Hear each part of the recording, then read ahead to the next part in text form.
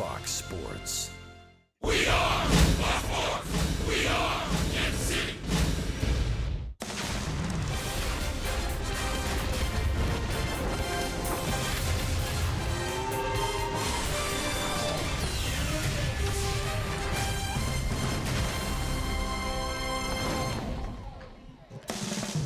Royals baseball from the Midwest out to the West Coast, and from one young team to another. The Royals tonight begin a 3-game series against the Oakland A's.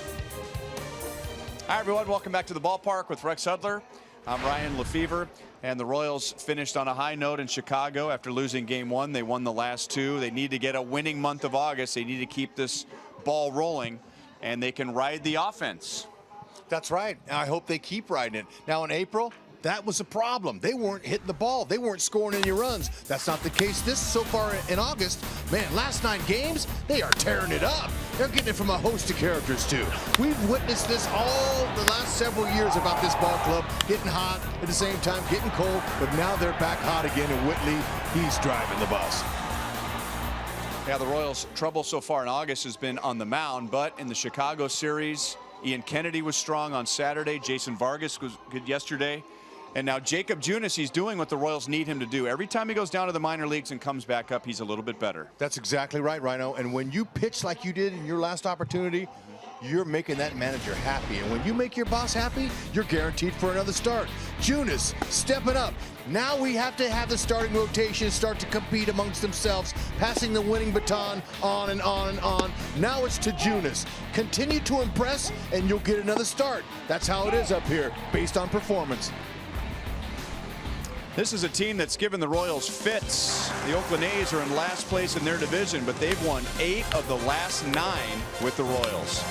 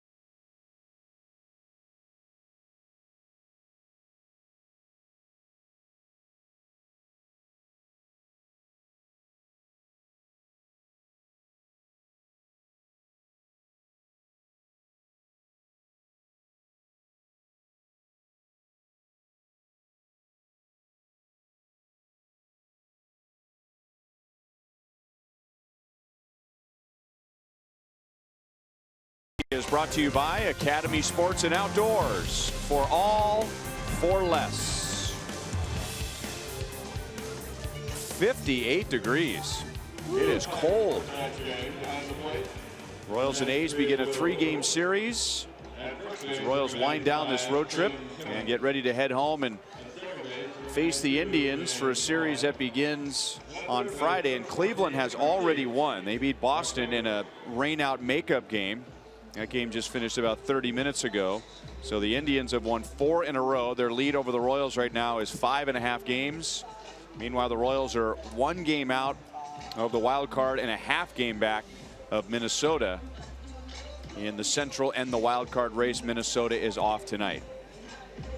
Well, we showed you the Royals offense has really been clicking, averaging a little over 6 runs per game, and they've hit 15 home runs in their last 9 games.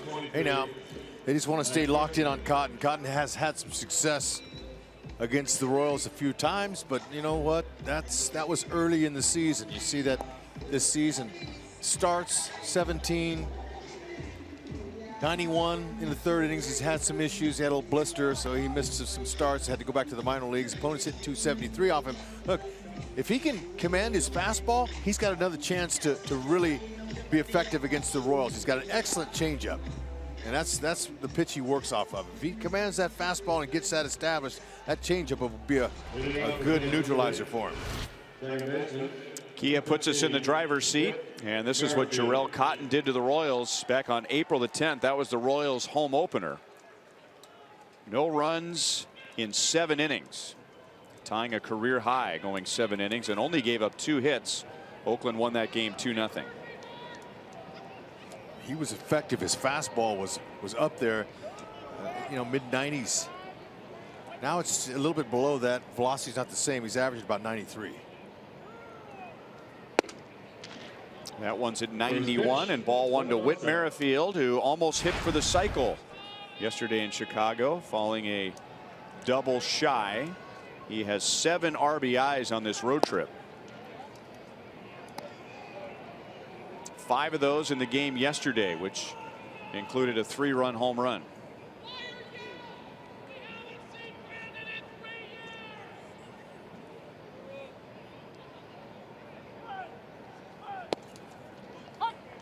Two balls, 1 strike. Some call it a changeup. Others say Jarrell Cotton throws a screwball. Yep, it's a good one. I mean, it really will disrupt the timing, and that's what that pitch is best known for.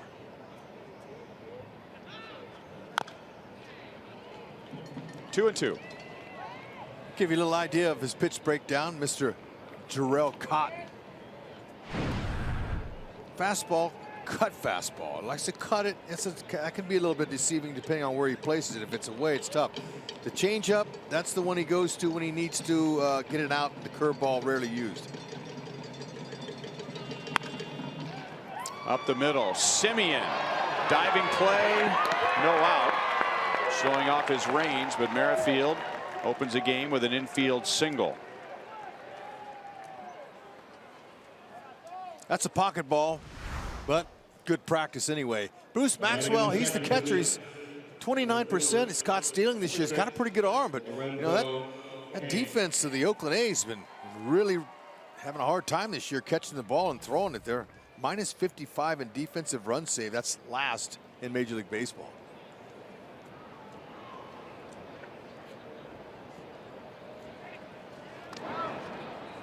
Whitley's team-leading 17th infield hit.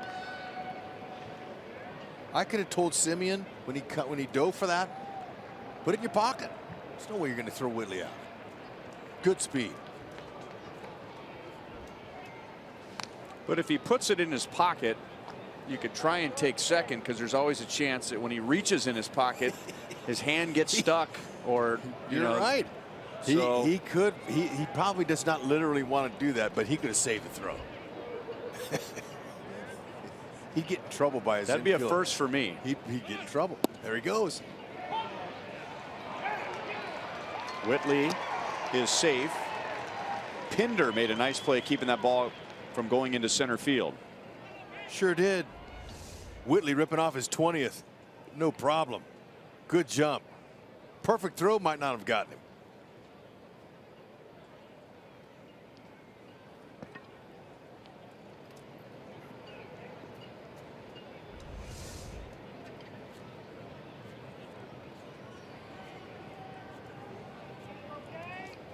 Kane has hit over 400 on this trip.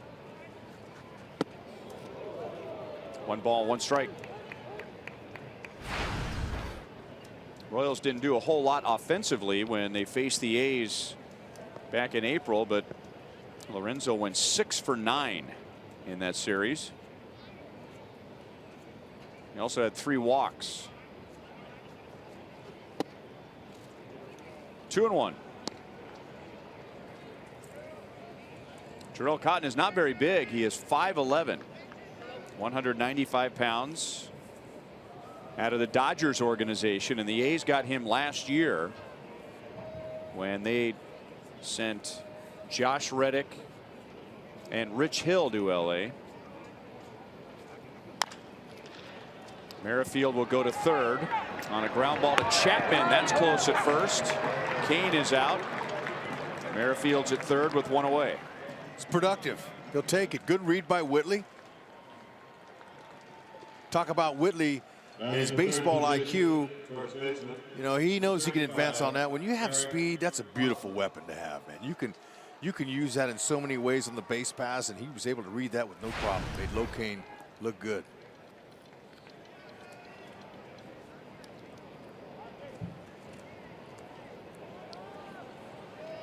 The A's will apply the pressure in the first inning. They will bring the infield in.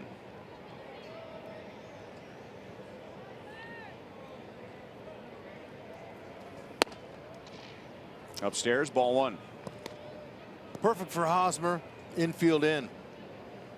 Likes to use the whole field. He's got plenty of lanes. That middle, that's the ideal spot. He told me today before the game, when I asked him about Cotton, he says, I'm going back up the box. I want to stay right in the middle of the field tonight. And that's past Simeon. So Hosmer drives in Merrifield. It's a base hit and an RBI for Hosmer, and the Royals lead 1-0. It's middle of the field. The exit velocity on that was plenty high. That's right in his wheelhouse too, by the way. 93. Simeon, short hop, had no chance. Number 53, Melky Cabrera.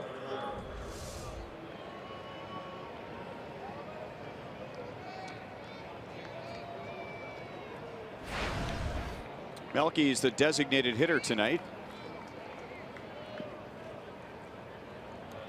He has hit 2 home runs and he has driven in 8 on this trip. He has a 9-game hitting streak.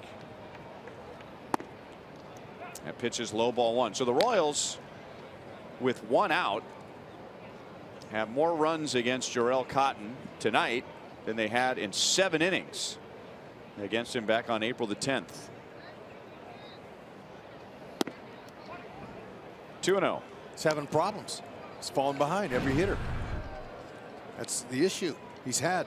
One of the reasons why his ERA is close to 6. Because when you have to throw a strike, that big league hitter knows he's looking out over the middle of the plate. 2-1. Oh, and by the way, after shutting out the Royals in 7 innings back in April, Jharel Cotton's ERA since then is 5.96. So that was his best start of the year. That's a slow roller out to Chapman, out at second, and the A's turn that into a double play. But Whit Merrifield gets an infield single. He steals second. He goes to third on a ground ball from Kane, and Eric Hosmer gets him to the plate. Jake Junis will make his 8th start of the year tonight.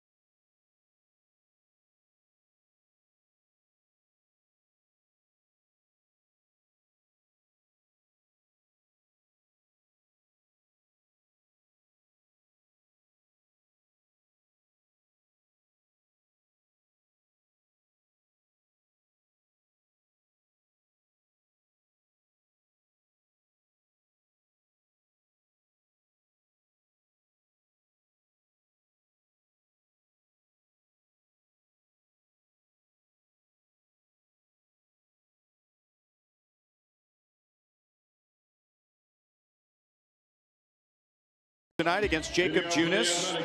Interesting, they don't get a lot of hits. You can see all the low batting averages.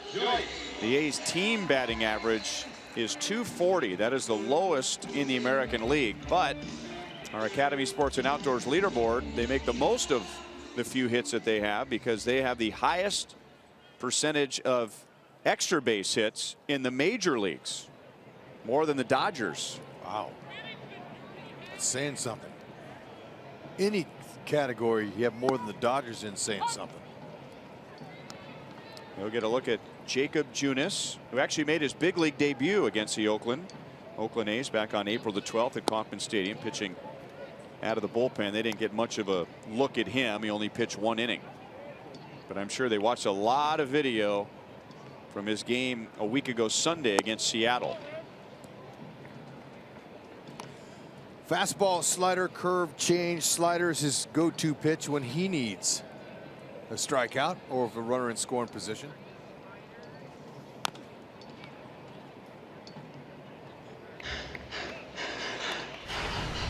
Matt Joyce batting at .231.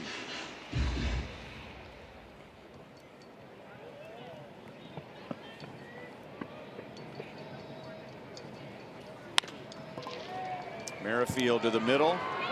Back to Hosmer, 1 down. Ford around the horn, Royals defense. Cam Gallagher, 3rd career start, second with Junis. They're hoping that he can command Junis like he did in his last outing, where Junis went 8 strong innings. Cam, I was talking to him before the game about that slider from Junis. I says, has it always been that sharp? He told me that last year's the first year that he started throwing it a lot more. I said, why? He said, because he was getting lit by it with his fastball. So he started spinning it and he got good at it, and now he's got major confidence in that pitch. Facing right-hand hitting Marcus Semien.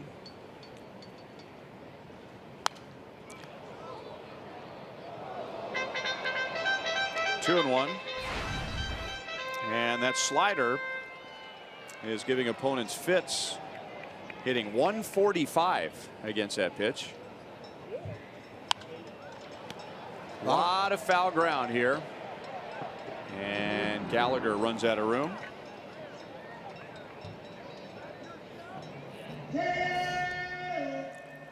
Woo, look at that baby. It's a little sweeper, but it's late breaking. It's got some downward action. It's a little bit of lateral movement as well. It's a good one. Pretty sharp.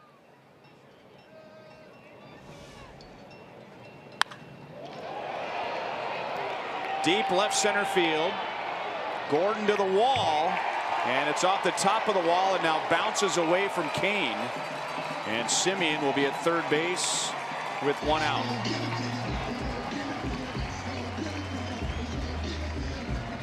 Ball really flies out of this ballpark. I'm surprised that didn't go out. That's his first triple of the year.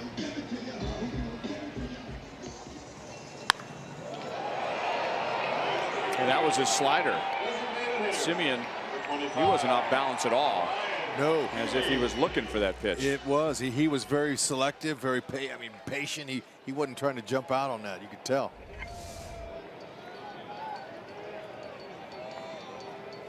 Well, the A's brought the infield in with a runner at third and 1 out in the top of the first. The Royals will bring the infield in halfway.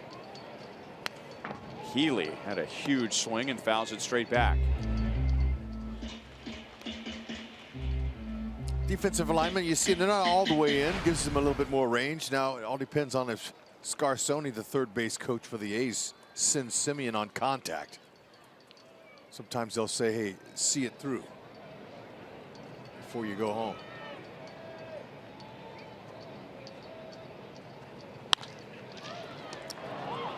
Semien on the contact play, got a good jump, and Mike Moustakas throws to first, 2 down. The A's tie the game. Moose looked at Semien. He looked at him, but then just decided this early in the game that he would get the out. And if the infield's all the way in on the grass, that's a base hit. It's just why you have them halfway.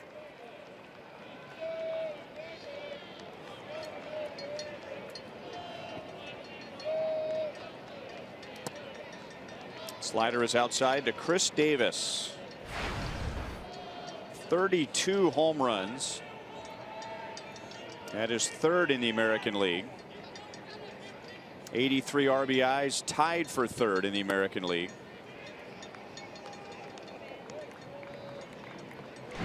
And if you go back to the beginning of 2016, here's our Toyota League leaders. Chris Davis has the most home runs in the major leagues. More than Nelson Cruz, more than Giancarlo Stanton.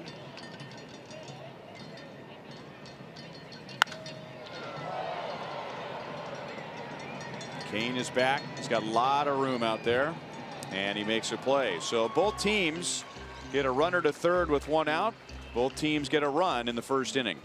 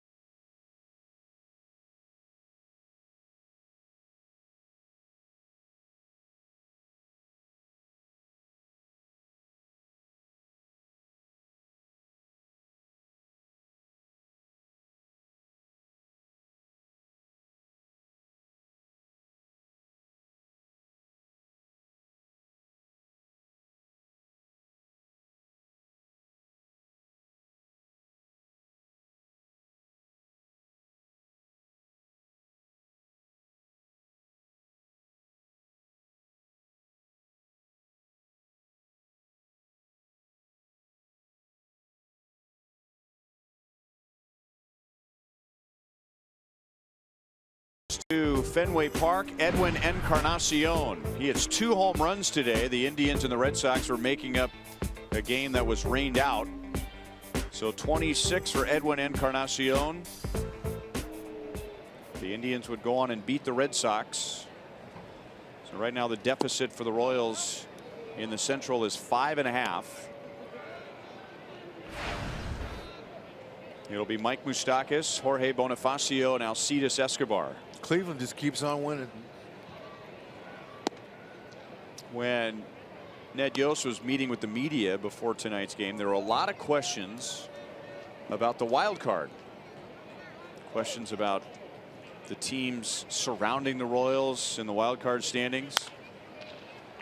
And Ned made it very clear, we're not talking about the wild card right now. We're still thinking about the division.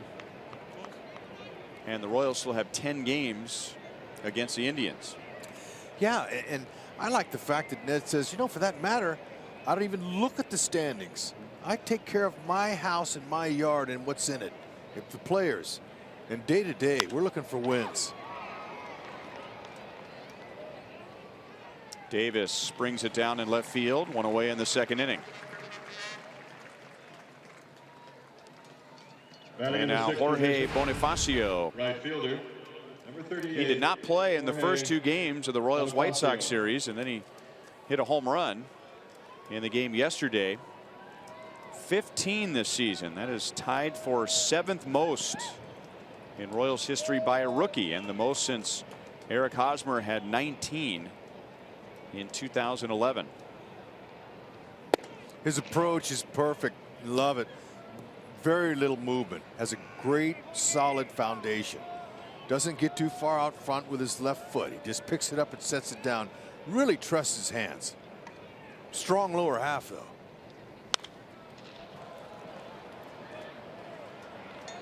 1-1.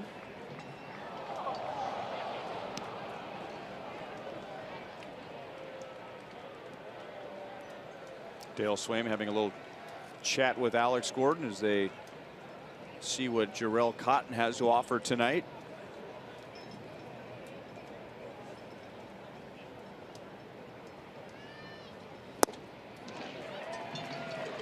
One and two.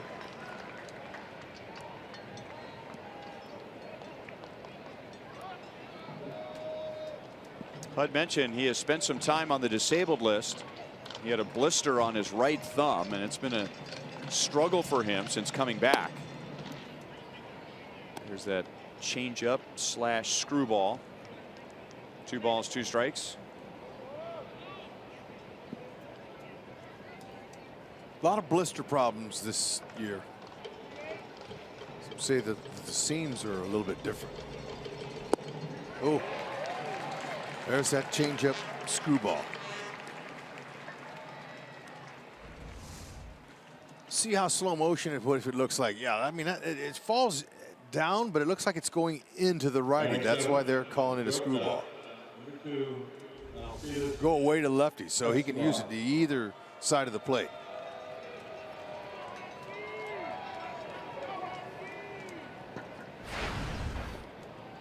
Alcides Escobar has turned an 0 for 20 into a 5-game hitting streak.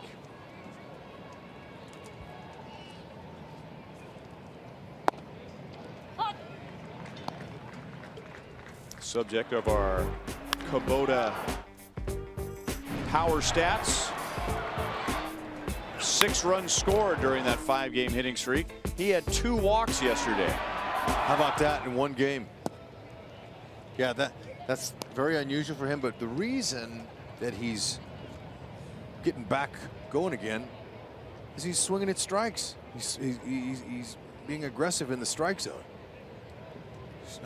He's not swinging at the pitcher's pitches. It's pretty simple when you keep that concept, but when you're an aggressive hitter, you're in swing mode. Sometimes it's hard to once you're locked into swing to stop.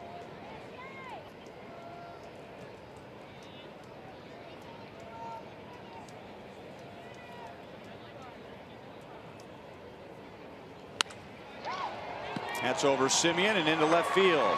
So he has a 6-game hitting streak. Escobar's at first with 2 outs. Okay. Right under the plate. That was that soft one.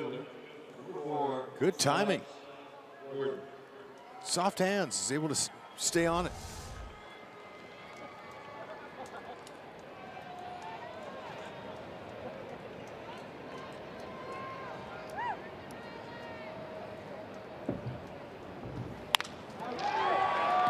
Four hits for the Royals in 2 innings, and now it's bobbled out in right field by Matt Joyce. So Escobar's going to third, and he's in there.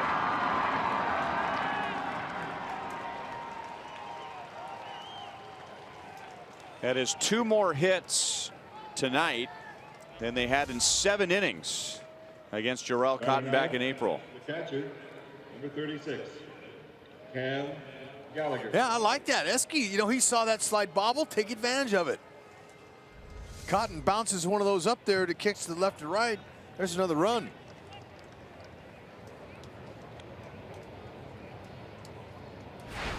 And he does have 7 wild pitches, which is the most for any A's pitcher. Great. Gallagher takes a strike. Cam did not play in the White Sox series. He is 0 for 4 on the trip, having played in the Royals Cardinals series. 1-1.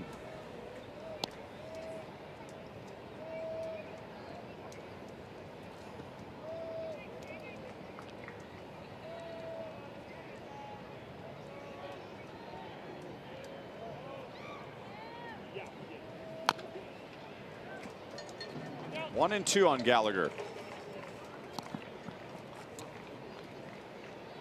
Royals will be facing the same type of team that they just saw in Chicago, a team that just traded away some veteran players, making room for the next wave of young players.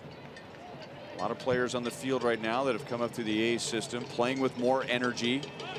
Alex is running, no throw, and the Royals have their second stolen base of the night.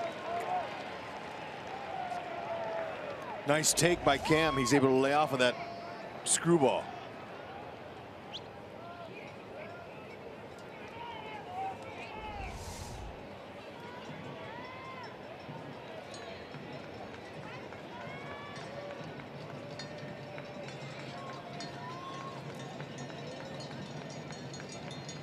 Cam is 1 for 7. 3-2.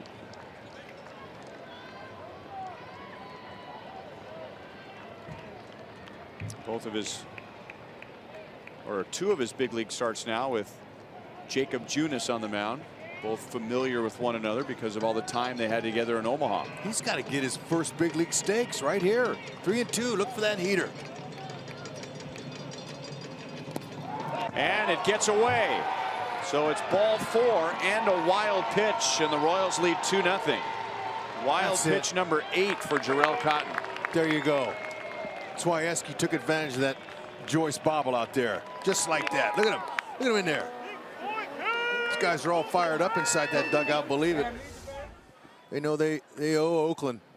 But that's, man, that's way short. 3-2, and that wasn't even close. Almost looked like he thought Cam was going to swing at that. No way.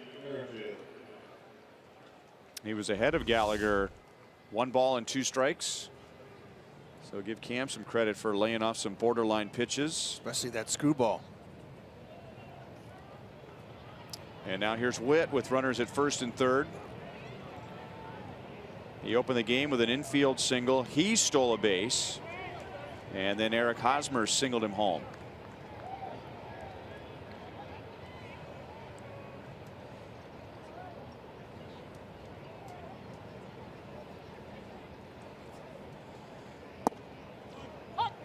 Oh, 0-1.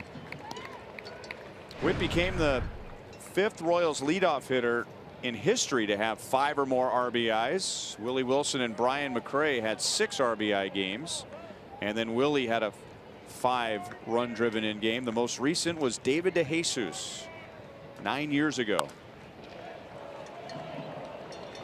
0-2. Pretty impressive. You start getting that many stakes in one game. Man, that's.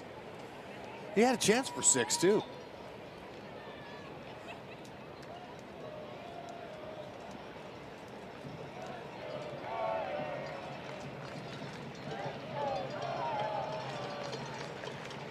Are we at the K? Gallagher is running. That's fouled away. Well, the A's have been known for many things the last 10 years. Attendance is not one of them, and they've been trying hard to get a new stadium. Their ownership has committed to wherever that stadium is going to be. They're going to stay in Oakland. No fears of moving out of the East Bay, but the A's are on their way to their 3rd consecutive season in last place, and the attendance reflects that. There may be as many Royals fans here tonight as there are A's fans. Yeah. You can hear them. They're vocal, trying to stay warm. How about Cam getting some throws over to first base after attempting to rip that bag off? Cam has 4 career minor league steals. He's running again, and that's hit to right field, and Matt Joyce is there to make the play. With 2 outs and nobody on, the Royals get 2 singles, a stolen base, and a wild pitch to take a 2-1 lead. Keep your eye on the ball.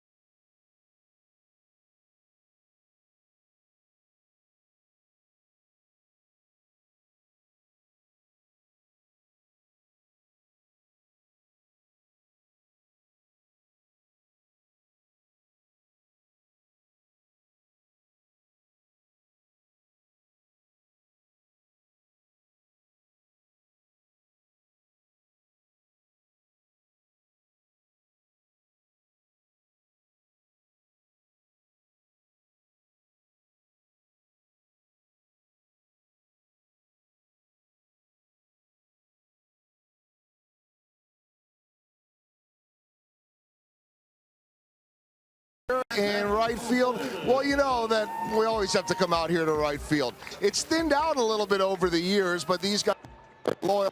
We got the drumsticks, we got the flags. We got a Mark Teahen jersey, Royals version, a Bo Jackson jersey, Royals, and a Raiders jersey out here, and a Brandon Moss A's version. No Cam Gallagher jerseys out here yet. Just got a nod from Jorge Bonifacio, though. But guys, wanted to talk a little bit about the rookie catcher Gallagher. You know, he's a Pennsylvania kid, and talking to some folks today, they really believe the Royals that he'd be a good hitter. And it's not that they doubted his catching abilities. They just said that it's a little harder to evaluate, say, a catcher from Pennsylvania, because they're just not catching the same quality of pitchers as someone in high school in California or Texas. But they realized real quickly in the Arizona Fall League, when he was just a kid, 18 years old, that he was a very impressive catcher. And guys, one more note on his big league start when he caught Jacob Junis.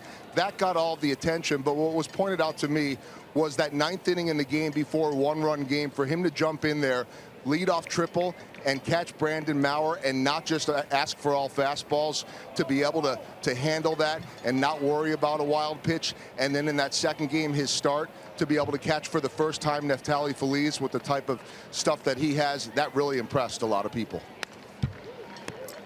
He pointed out, too, that he had a chance to catch Brandon Maurer in the bullpen. So those warm-up tosses on the field were not his first. But Brandon Maurer was warming up in the bullpen. The Royals had decided to, did they pinch hit or did they pinch run for Drew Butera? Either way, they knew Drew was coming out of the game. So Doug Henry told him in the bullpen, both of you are going in.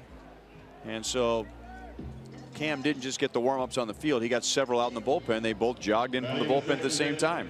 He got some bonus pitches out there at the pin. No, Cam knows exactly what his value is right now at this particular time, and that's to contain Junis, excuse me. Hosmer, look at that stretch going into foul territory as Pinder grounds out. And that's just to catch, do the best job you can to catch and throw. In the 7th position, Jake allowed a 1-out triple to Simeon in the first inning, and then Ryan Healy had an RBI ground out. And now 2 down to Matt Chapman.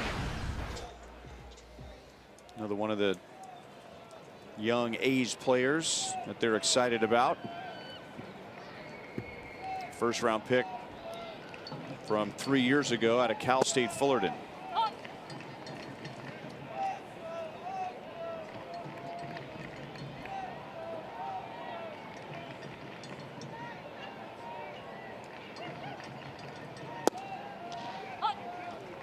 Oh, 0-2. Yeah, they like his bulldog mentality, amongst other things. Hard ball player. Plays hard. Stay with it. Twilight. Bonifacio has it. It's an 8-pitch bottom of the 2nd inning for Jacob Junis, pitching with a 2-1 lead.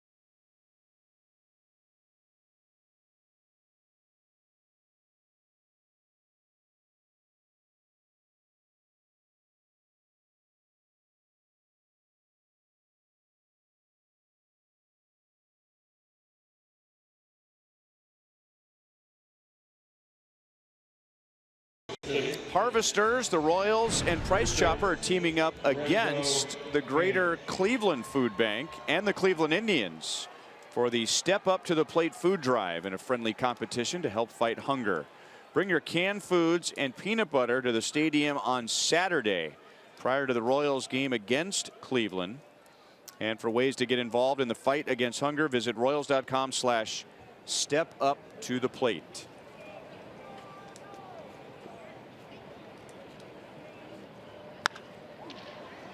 Off the end of the bat into shallow center field, and Boog Powell goes into a slide and takes care of Lorenzo Cain. Lorenzo is 0 for 2. Okay, big hitter like Locaine gets a hold of one. You saw where Boog Powell's first steps were back. That's a typical reaction for any outfielder, but he's good speed makes up for it. When Seattle was at Kauffman Stadium, they had just found out that they acquired Yonder Alonso from the Oakland A's, and they sent Boog Powell to the A's, and Boog Powell was actually originally drafted by the A's. Traded away, and now he's back. Eric Hosmer singled to center field in the first inning and drove in Whit Merrifield. 1 ball and 1 strike. That is just the second RBI on the road trip for Hosmer. He has been pitched around quite a bit. He has walked 5 times. 2 balls and 1 strike.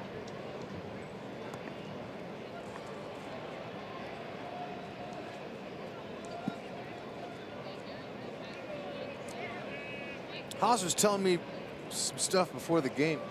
Oh. Just missed it. About he backed off the plate 3 inches. I said 3 inches. Hey, you mean back off the plate towards the first base box, so he could get more of his barrel into the zone. And when they pitched him inside like they had been for so long, that he takes it. It's a ball because he knows he's that far off the plate. And his arm and his long wingspan can get to those outside pitches. So just moving off the plate a little bit has helped him a lot.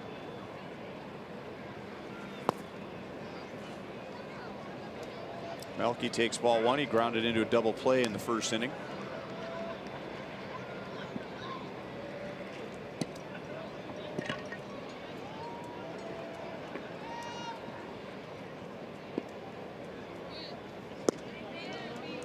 Two and 0. 3 inches doesn't sound like much, but when you've been used to standing so close to the plate for a long time, that feels like a mile. Exactly. 1 inch is a mile, but 3. And then he told me that he's using Moose's bat too, and has been. Been using a 34-inch beginning of the season. He went down to 33.5 inches. So the ½ inch is a lot because he can feel the barrel. It's the barrel then. So you know, in this game of inches, they say it is, and that's because it's the truth. You move up or back just a quarter of an inch, sometimes that's a lot. That's a second walk given up by Jarrell Cotton. He'll get Mike Moustakas with a runner at first and 2 down. He has 2 home runs on this trip and is at 34, 2 shy of the Royals record.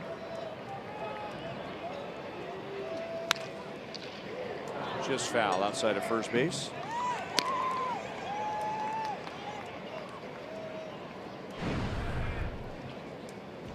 Second in home runs, 4th in total bases, tied for 4th among his American League ranks.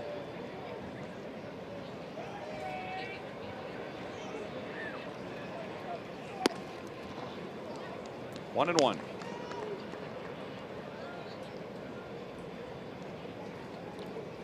He has had a bad time in this ballpark.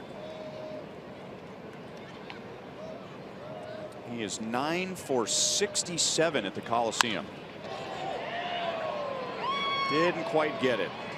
And that's Matt Joyce out under that patch of brown grass in right center field.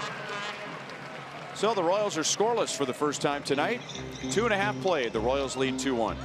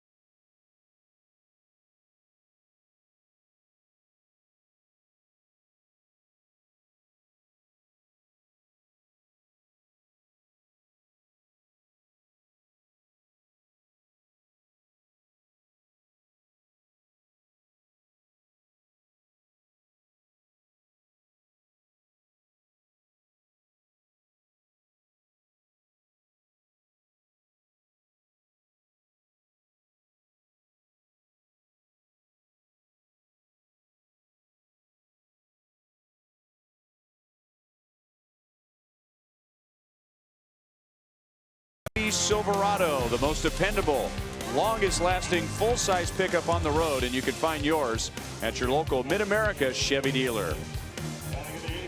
By the Missouri Lottery, every ticket played gives back to Missouri schools, so play it forward with the Missouri Lottery. And by Ford, going further so you can.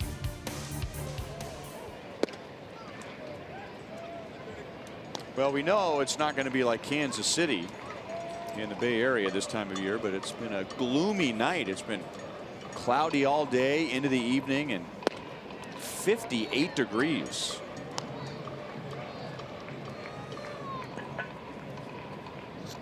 Kind of weather they used to have out in Candlestick Ballpark every game. Alex into the corner, has room to get Bruce Maxwell. One down.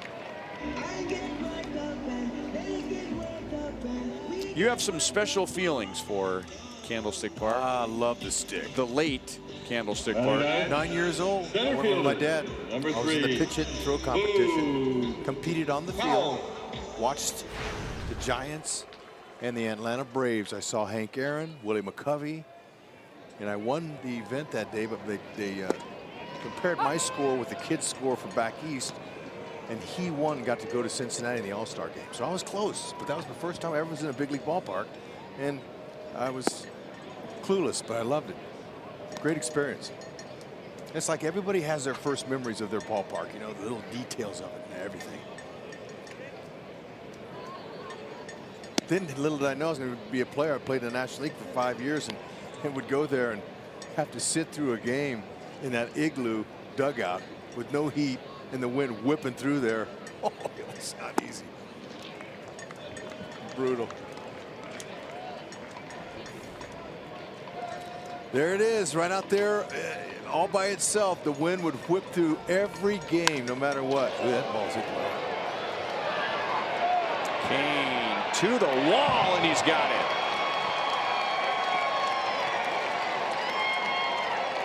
It's a tip of the cap from Jacob Junis. And Kane returns a tip of the cap. Takes an extra base hit away from Boog Powell. Couple balls well struck out there, but low Kane can. On contact, if you don't get a great jump right away, you're not going to make it.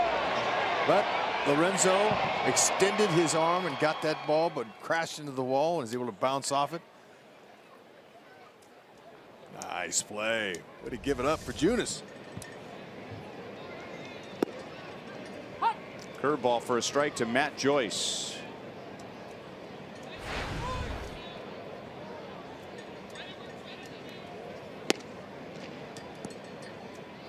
1-1.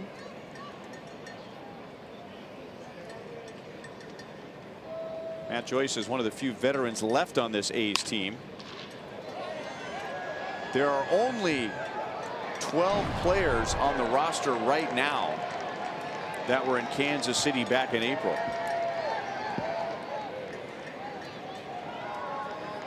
So that's how much that roster has changed.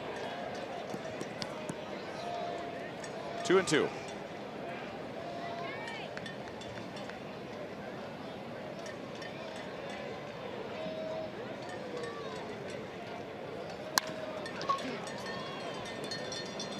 Merrifield throws him out. So Junis has set down the last 8, getting some help from Lorenzo Cain for the second out of this inning.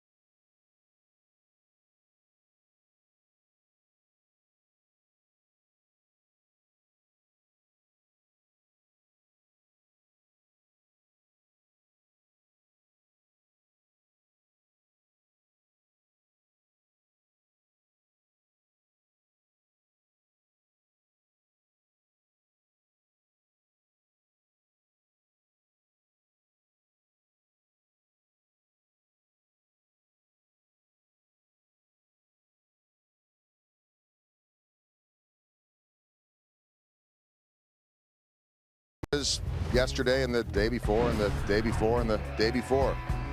Stop me if we have seen this before. Giancarlo Stanton, home run number 43, sets the Marlins record, guys. And to put this in perspective, he's got 22 home runs in his last 34 games. That dates back to July 5th. So since July 5th, Stanton 22 homers. Mike Moustakas has 10. Eric Hosmer has 8. Whit Merrifield has 7 in that stretch. And so does Aaron Judge. Aaron Judge is hitting under 200 since July 5th with 7 homers. That's a whole different story.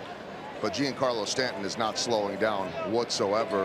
And who knows where he's going to end up this year. It's a good point, Joel. Judge went through that whole thing. That all-star home run derby might have messed him up. The curse of winning the home run derby.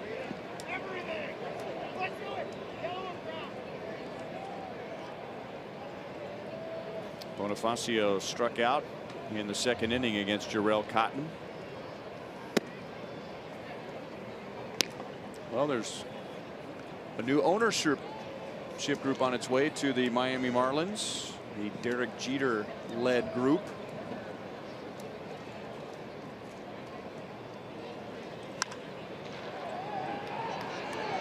Down for a base hit. Bonifacio's on to begin the 4th inning. So with that new group, want to build around a franchise player like Giancarlo Stanton, or will they perhaps deal him to bring in some young players? Yeah, we'll wait and see. But I don't know if he hit a screwball. I mean, if he hit one that's what's cotton through, but he definitely hit a screwball. That ball's off the end of the bat, and it kind of just floated over Pinder, the second baseman's head. Good touch.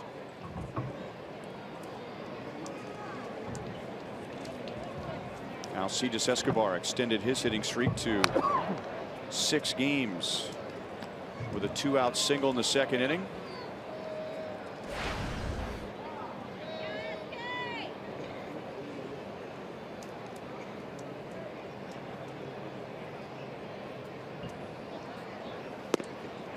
Tried to bunt and he missed. Screwball. Hard to hit. Easy to bunt. He picked the wrong one.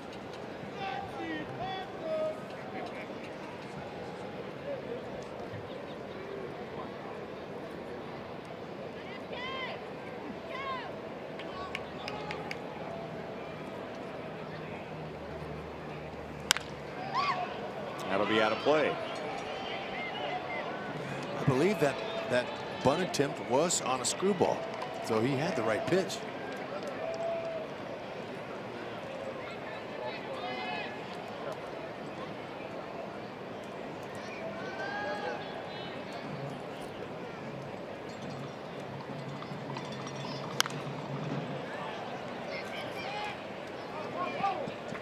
That's just a foul ball right there.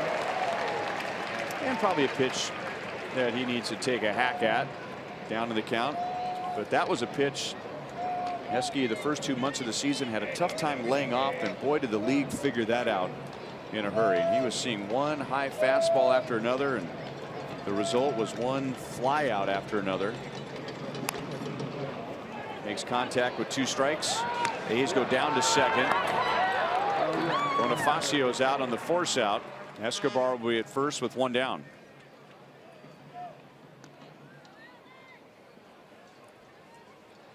Jayhawks fans, make sure to get your KU night theme ticket for Friday when the Royals take on the Indians. And fans with this theme ticket receive this limited edition KU branded Royals cap, courtesy of Fox Sports Kansas City and Rally House. Royals.com/theme tickets.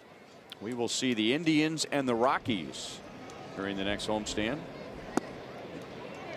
There's that screwball, and it's low to Alex. He singled and stole a base in the second inning. That bat was his 6th steal of the year.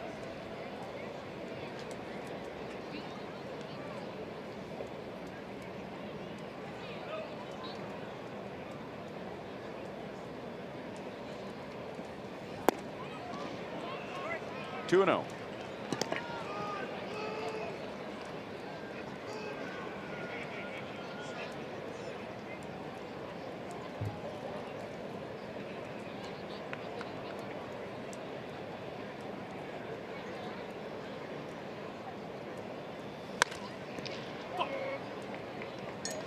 Ash Rusty Kuntz down near the Royals bullpen. Alex was a little quick on that pitch.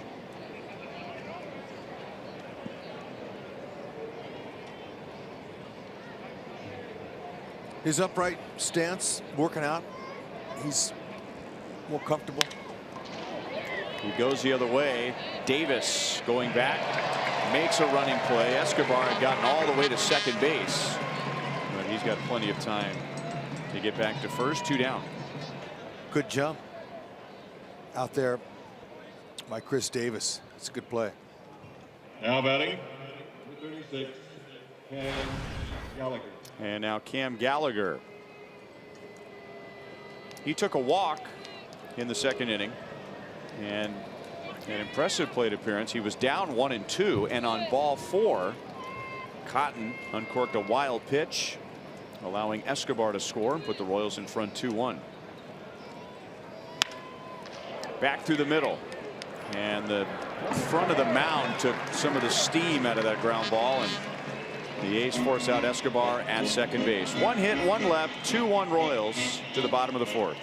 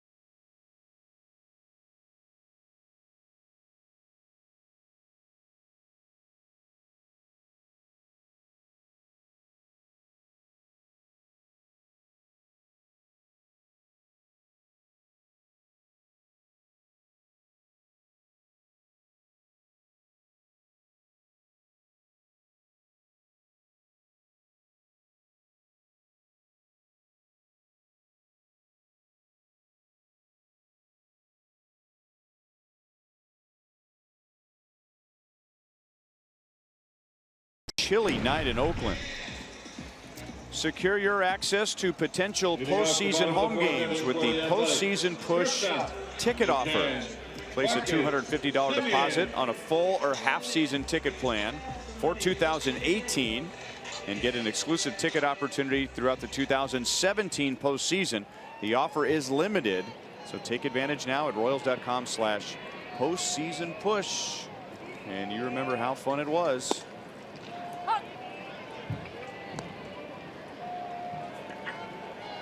Oh, yeah. Semien bounces it off the plate. Escobar is going to bare hand, but it didn't stick in the palm of his hand. The A's have 2 hits. Semien has both of them.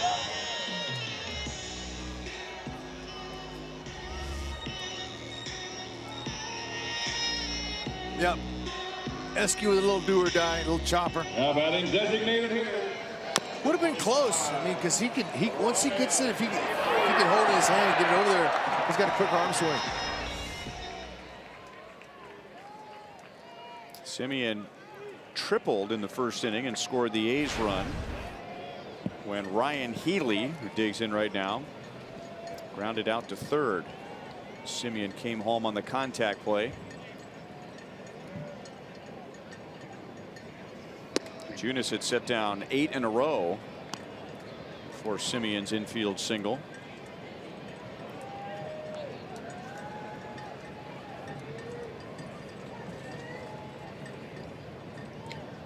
Healy's grounded into 10 double plays this year, second most on the A's.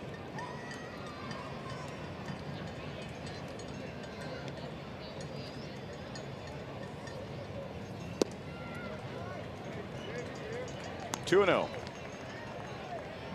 He is a 3rd round pick of the A's. Chris Davis waits on deck.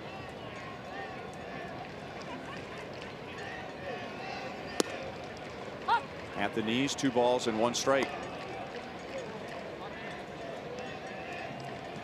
A tall, big, strong, right-handed A's hitter wearing number 25.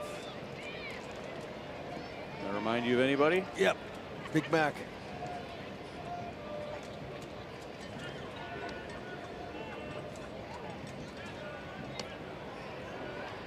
Mark McGuire, who is now the bench coach with the San Diego Padres.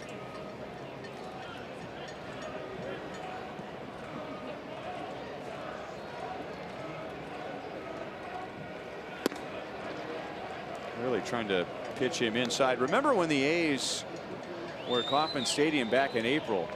Jason Vargas was having a good game, and he pitched Healy in a couple of times, and Healy got mad. Remember that? Yeah. And he was looking out at Vargas. Eric Hosmer was yelling at him to get back in the box. Yep. 3 balls, 2 strikes. And here we go. Yeah, it wasn't even a, just that look right there. And Salvi goes, come on, really? But Healy, since then, expressed the fact that he's young, he's an intense player, and he got a little bit too worked up. Semien was running, and it skied out to Kane in center field. That was later in the game because Healy was playing first base and Eric Hosmer had reached first base. And so Hosmer had a chance to be face to face with him and ask him, what was that all about? Left fielder, number 2, Chris Davis. Chris Davis also flied to center. 0 for 1.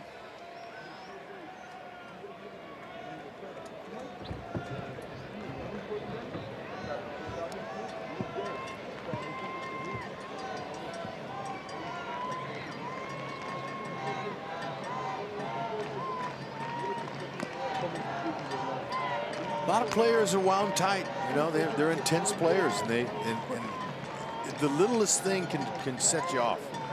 I heard Healy. He was on MLB Grand Central or the morning show, and they were asking him why he's so hot-headed.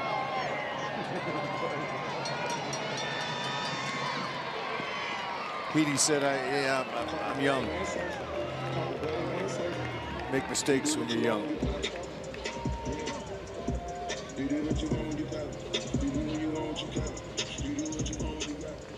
didn't make any mistakes when you were young, did you? Never. Didn't make any when I was old either. My nose is growing. Matt Olson is the only strikeout victim of Jacob Junis so far tonight.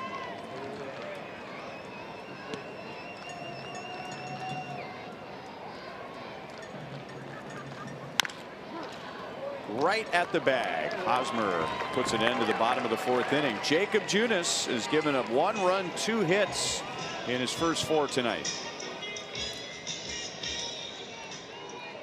Dallas Brady here goes.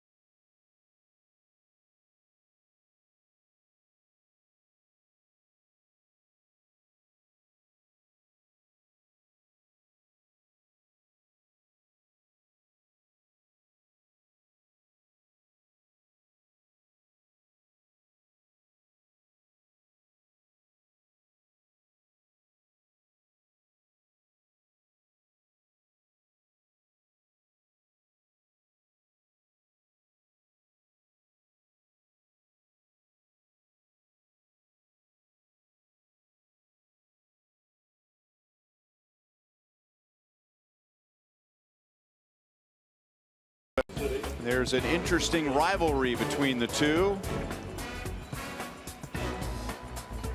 And that only heightened after the wild card game. There's been some fun moments here. There's been some tense moments here. Here's the moment we'll never forget.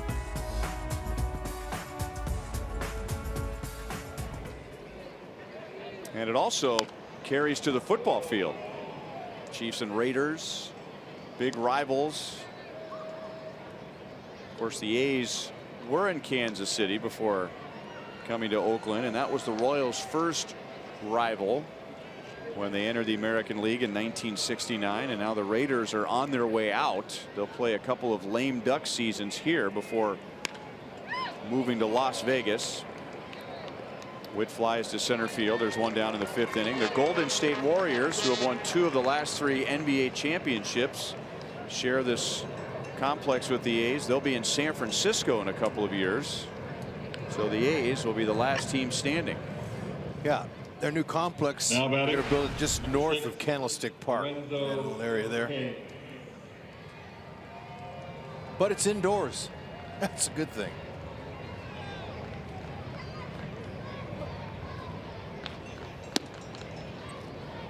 Ball 1 to Kane. Lorenzo has grounded to third. He has flied to center field. He's also made a good play tonight, which brought back some memories. A few of us up here in the booth were looking at one another when Lorenzo went racing to the wall with 1 out in the 3rd inning to take a hit away from Boog Powell, and thought that looked familiar.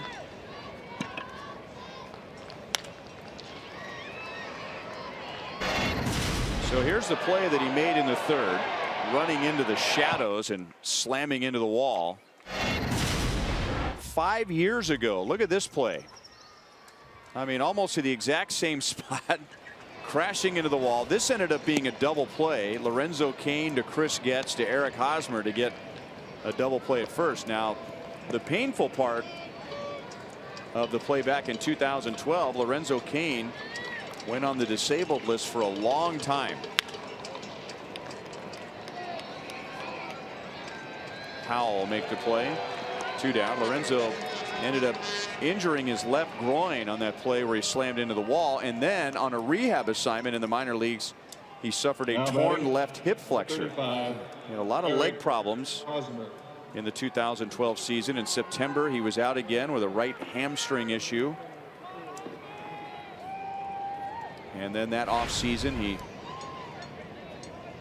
trained with renowned track and field coaches in Kansas City during the offseason to come up with a new workout routine to keep his legs in better shape. Great idea. Al Hobson, Rodney Christensen. They worked with Maurice Green. So if they can keep his legs healthy. Yeah. Great decision. 1-1 on Hosmer. He drove in the Royals' first run against Cotton in the first inning and then flied to center in the third.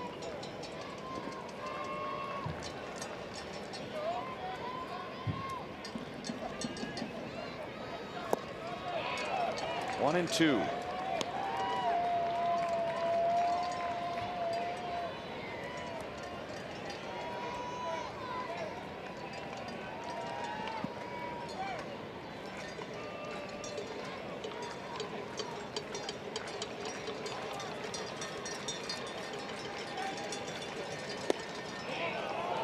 Little bit outside.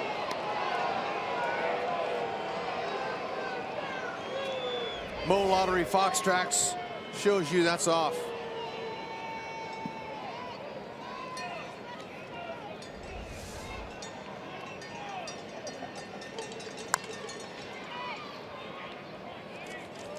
Still 2 balls, 2 strikes.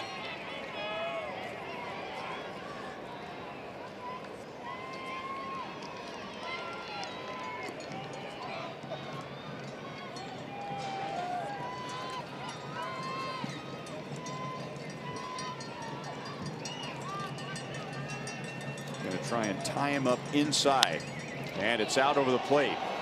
Powell back to the warning track, and he's got it. 3 fly balls to center field, and the Royals go down 1-2-3 in the top of the 5th.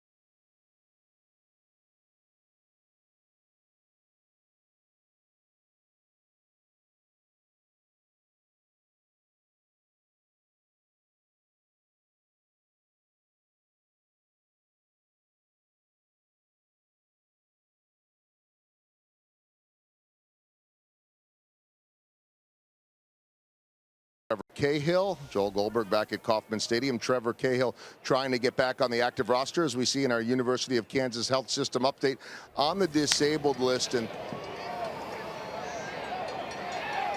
Jorge Bonifacio going to track back and get that one. As for Cahill, progressing well. Talking to Nick Kenny today, this is day 4 after he got his injection in his shoulder. They said that they will reactivate the rotator cuff with exercises. They were going to do that today. Reevaluate on day 7. He will not throw any earlier than day 8. Again, this is day 4.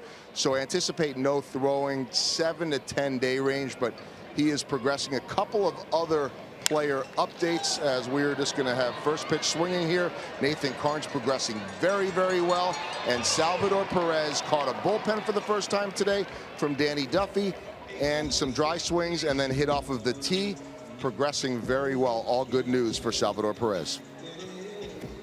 And would you say, Joel, that that was the first time that Salvi had caught Danny Duffy on a side session in the regular season ever? Yeah, just to give people an idea, you throw a side session in between starts, typically the backup catcher would catch it, and whether he's starting or not. And so Salvi's never really caught him in a side session except for spring training. It had been years. I think Duffy called it weird is what he said it was.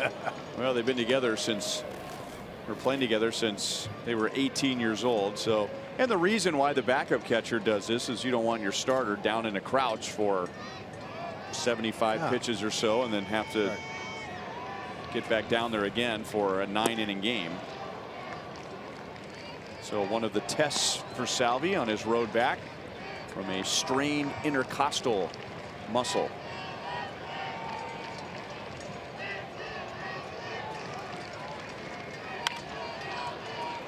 One and two on Bruce Maxwell.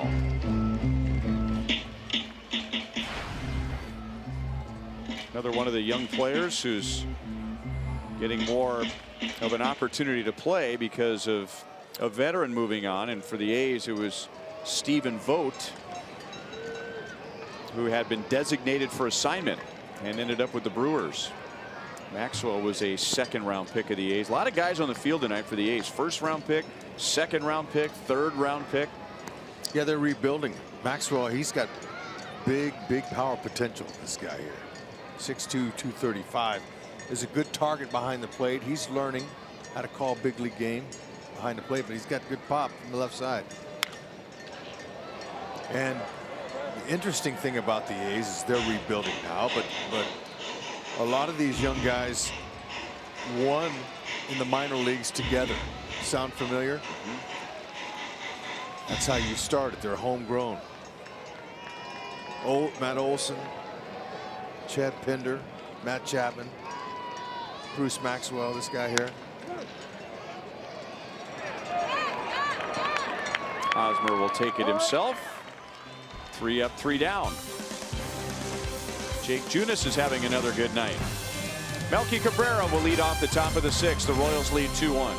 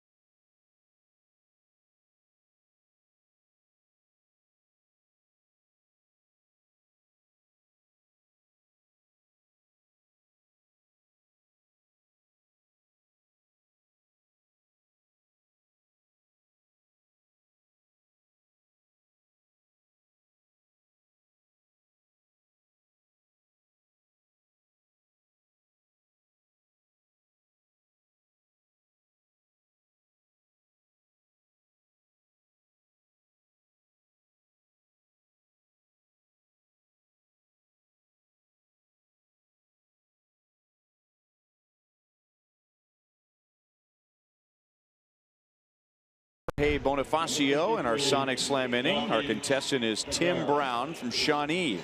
If the Royals hit a home run out of the park in this inning, Tim wins $300. If the Royals hit a grand slam out of the park, Tim wins $25 grand from Sonic and the Royals. And the Royals have continued their pace, which will shatter the Royals' record for home runs in a season. They have 147, on pace for 204,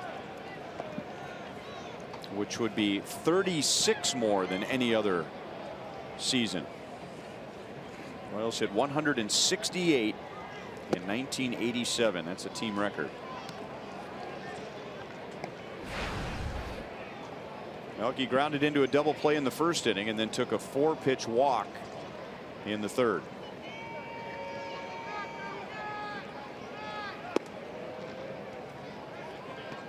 Two and 0. Melky waiting for his pitch. This could be the inning. You give away some money.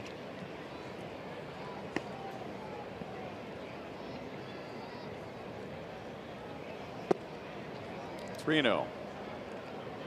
So Cotton is missed with 7 straight to Melky Cabrera. One long inning, and the Royals scored a run in that second inning. 8 straight pitches out of the strike zone from Cotton to Cabrera.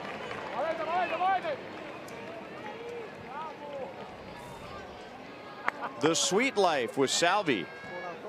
Enter to win at Royals.com/Salvi for a private meet and greet. You'll attend batting practice and then have an exclusive VIP suite experience. That'll be at the game on September 28th. Compliments of Price Chopper.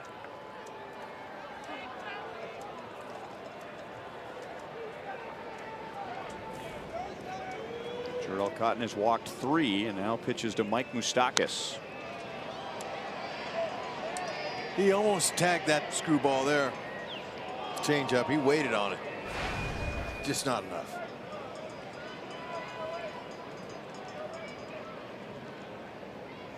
Oh for 2 tonight. And we were telling you when he batted in the third inning that this has not been a good place for him in his career. 1 ball, 1 strike. He has 68 at-bats at the Coliseum and 9 hits. That's a 132 batting average.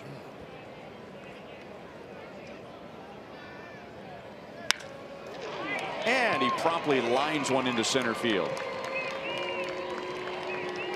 2 on, nobody out. Good short compact swing.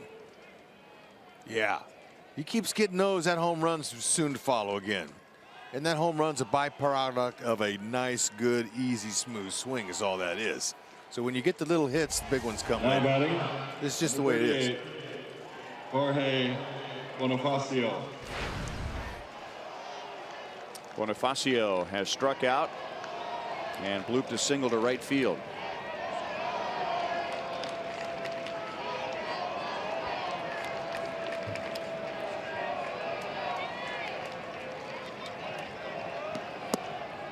Down and away, ball 1.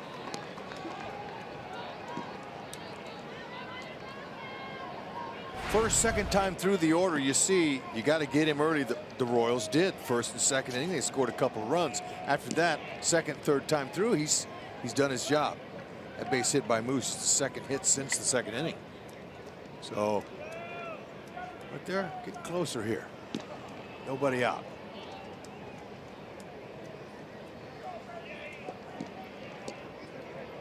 Cotton and Maxwell will talk it over, and meanwhile they're working in the A's bullpen. Simon Castro is warming up, and he's warming up in a hurry.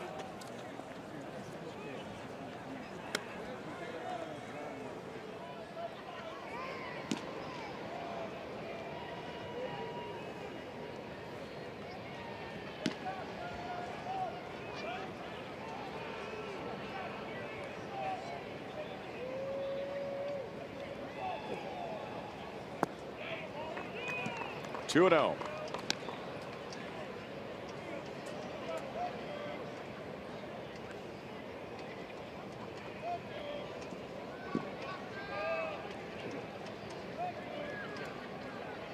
Did I just read his lips? Did he say fastball? Yes, happens. That's exactly what Bonifacio got. Yeah. Now, I don't know if he's telling Maxwell that, or maybe that's just what he's thinking to himself. But see where the hitter is, where his eyes are? His eyes are not looking. And so the pitcher, with a runner at second, especially so he doesn't have to disguise the signs, the cadence the catcher gives, will mouth the pitch to the catcher when the hitter's not looking. And then sometimes if you're a hitter, you turn your eyes and you catch him. You catch him.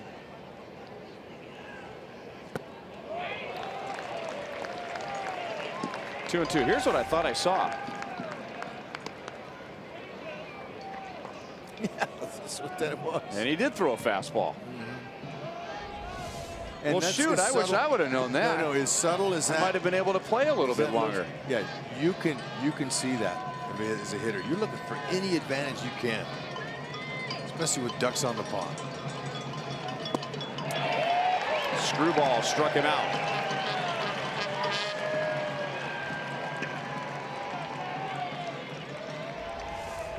Just his second strikeout. Staying down and keeping everything below the hitting zone. Fooled him. Now batting, number 2, Alcides Escobar.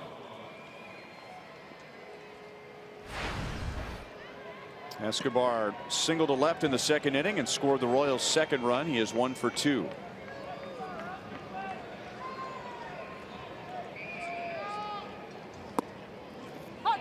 Got the call. Esky thought it was low.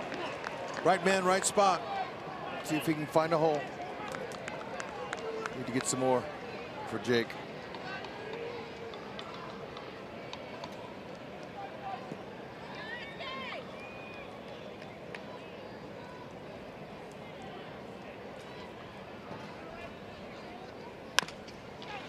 Over the mound. And the A's will not get an out. The bases are loaded with 1 out, and Escobar has his second hit.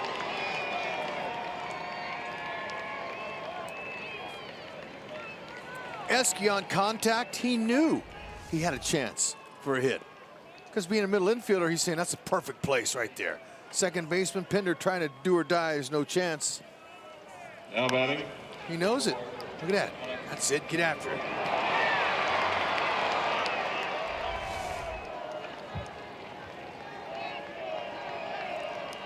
Alex, this year with him loaded up, he's 2 for 3 with a double. Popped up.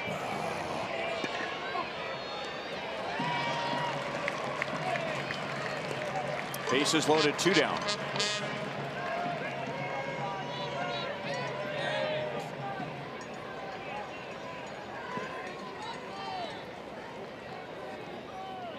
That's not what Alex wanted. Cam Gallagher walked in the second inning and then hit a sharp ground ball up the middle in the fourth inning, but it hit the front of the mound and popped straight up and allowed the second baseman Pinder to cut it off. And the A's got a force out at second base. Perfect time to get your first Major League ribby or ribbies. In the dirt for ball 1. Joel was sharing with us earlier about the Royals really not knowing how Cam Gallagher would adjust to professional baseball because he was coming from Pennsylvania, not somewhere like Arizona, California, or Florida. 2 balls and no strikes. And his hitting has come along a little bit later, but he connected with Brian Buchanan last year at AA Northwest Arkansas. Brian was the hitting coach. It was Cam's first year at AA. And that was the year that really started to turn his offense around. And talking to Cam about that, talking to Brian about that, is that Cam, he's big and strong. I mean, you figure this is a guy who's going to hit 20, 30 home runs every year, but he needed to learn how to use his lower body, very strong upper body, and that's where he and Brian Buchanan connected. And Cam started to hit the ball last year. He was hitting almost 300 when he was called up this year. And as fate would have it, Brian Buchanan is the Royals' assistant hitting coach this year. So they're working together again at the big league level. Hey. And that is down and away, 3-0. Okay, now he gets a walk. That's a ribby. First big league one. Now, you know, it's interesting to learn the lower half versus the upper half concept of hitting. And, you know, you have to have a sturdy base. That's where you get your power from. But your hands do the striking of the ball. So this is a combination. Takes some time.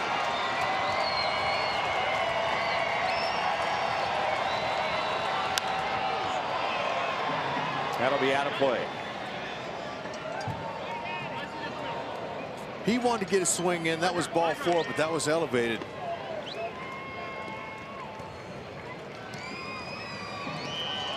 Guess a grand slam would be pretty special for him, wouldn't it?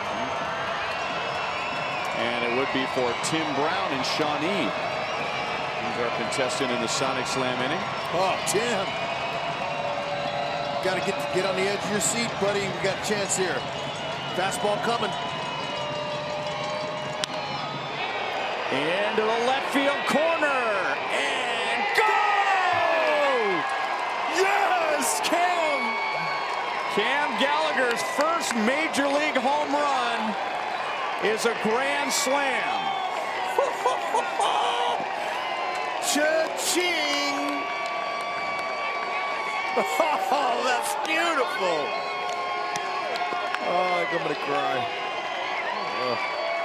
$25,000 on its way to Shawnee. Congratulations to Tim Brown. Tim, you are going good. Here it is. I'm glad you're on the edge of your seat. Now you've probably got to get yourself off the floor right now, because that was cha-ching and a perfect way to hit your first home run.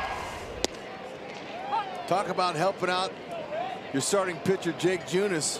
Oh, look at that. That's special.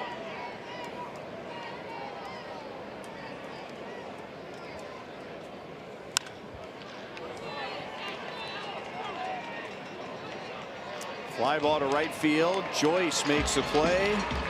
The inning comes to an end, but the Royals get 4 on 1 swing.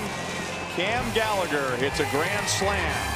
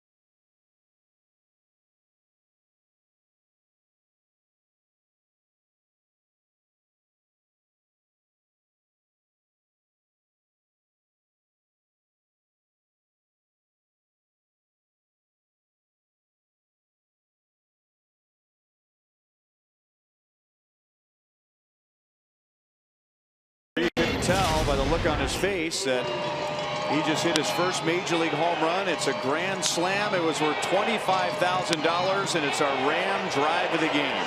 Oh man, that's a beautiful swing. And look at his dugout in there. They're all celebrating like they hit it. They're so happy for him.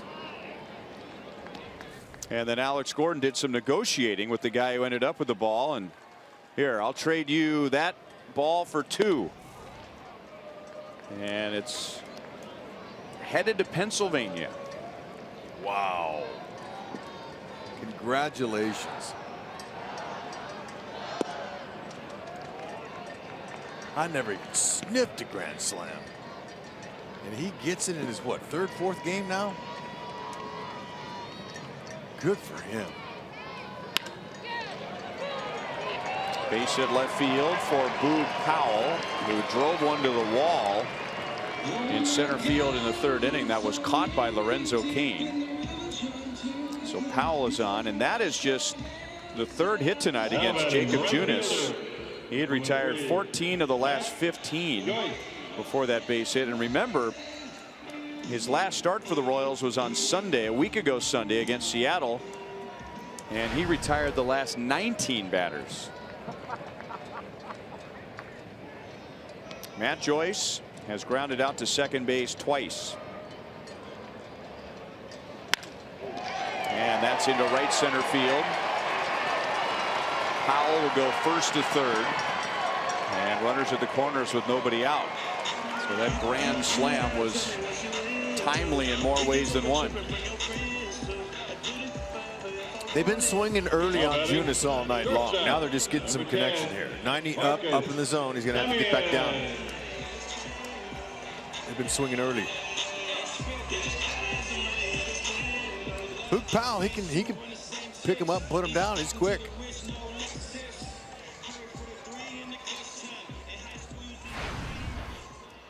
Marcus Semien has half of the ace hits. He tripled and scored in the 1st inning. That tied the game at 1.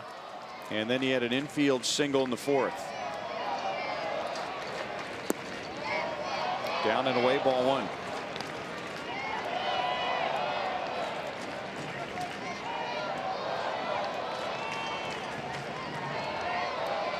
It's got that power coming in Oakland's lineup.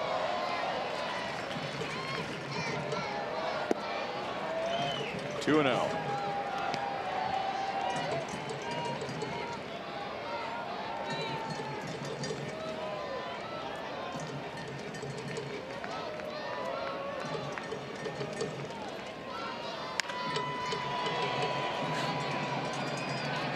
Alex comes in. Escobar goes out. Not deep enough for Powell to tag and come to the plate. 1 down.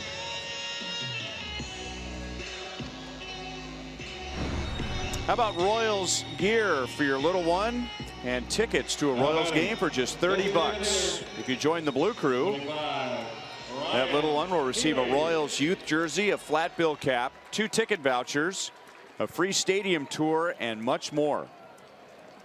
Royals.com/Blue Crew. 1st and 3rd, 1 out. And Ryan Healy.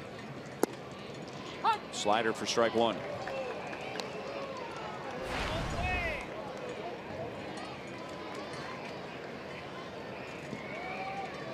Healy grounded out to 3rd in the 1st inning with Semien at 3rd. Semien scored. Healy got an RBI. He's 0 for 2.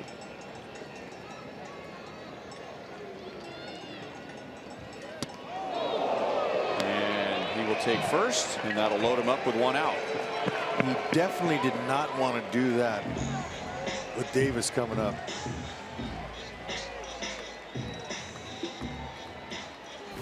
So Chris Davis with 32 home runs is coming up with the bases loaded. Our sprint trivia question: name the 5 players with the most home runs in a single season for the A's since 2010.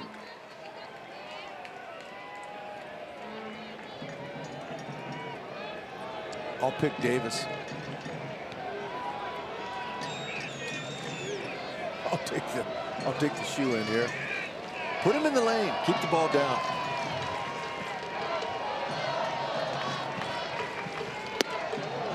Didn't get a very good swing there. We will say sometimes when a hitter is fooled, he put a fastball swing on a changeup. That looked like a slider swing on a fastball. Develops a lot of bat speed in a short period over the plate. 0-2.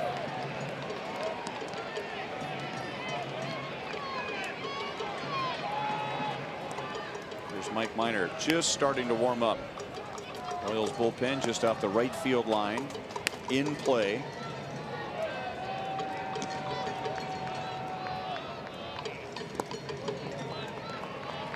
One and two. Those bullpens are dangerous, by the way, in play.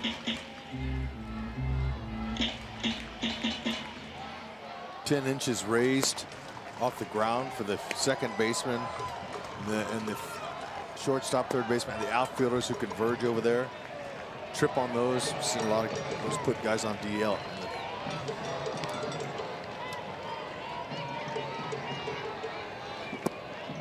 Ooh, right where they wanted it. 2-2. Wow, that's where you want to put a pitch like that in this situation. All right. Try it again. It's a ground ball, double play. And he hit Davis. Junis hits Healy and Davis. That forces in a run. It is now 6-2.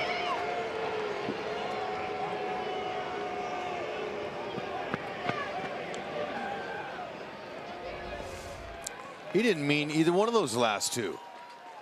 Hit by pitch. Now that got him in the hand.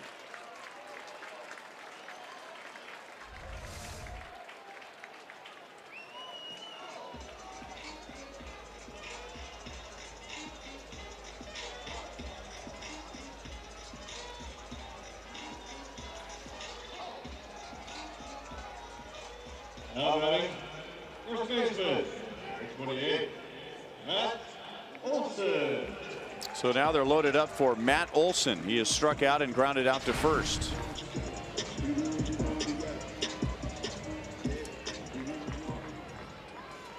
Junis cruising along till this inning. Really had no control problems. He didn't walk anybody in the first 5 innings. Outside for ball 1. Royals just got a grand slam in the top half of this inning from Cam Gallagher to give the Royals a 6-1 lead. And now the A's with 2 hits and 2 hit batters get a run back. It is 1-1 on Olson. Olson's got big time power. Be careful with him. He's going to swing and miss a lot, but they like his potential. He's a middle of the order bat potentially. 1-2. You know, he took Zach Britton deep last night, the closer for the Oakland, or excuse me, for the Orioles. That hadn't happened. A left-handed batter hadn't taken him deep since Michael Sanders did in 2013. This kid here did something pretty special last night. 2-2.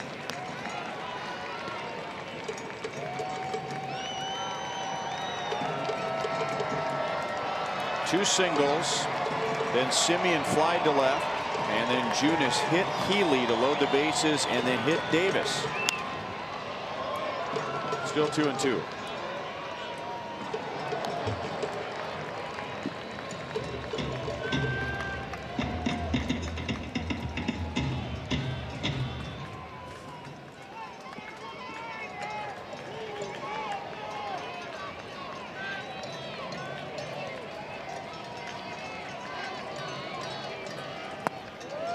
Three balls, 2 strikes. So this has come out of nowhere. Junis gave up 1 run, 2 hits in his first 5 innings. He had set down 14 out of 15. And then he took the mound here in the bottom of the 6th inning with a 6-1 lead. He has allowed 2 hits and he has hit 2 batters. And he might be down to his last pitch. Yep. This is just pitch number 77. Still 3-2.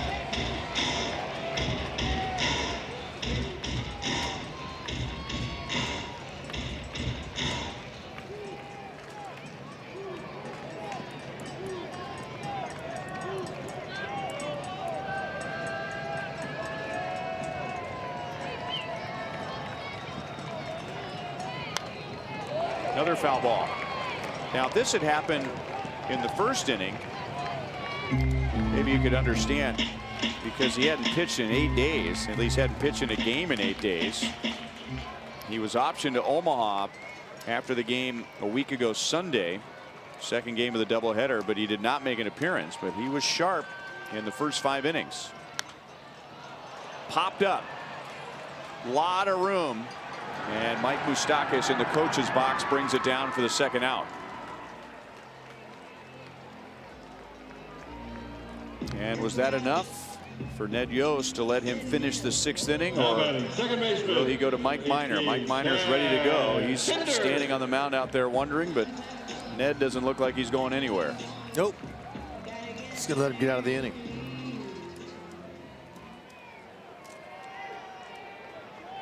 It's got to make Junis feel good to get out of his own mess. And now Chad Pinder, and he has power.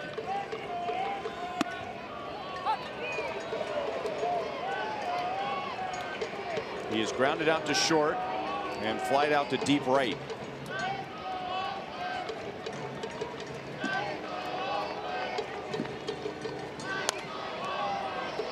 Oh, 2. That's right. Execute one more pitch and get out of this mess yourself.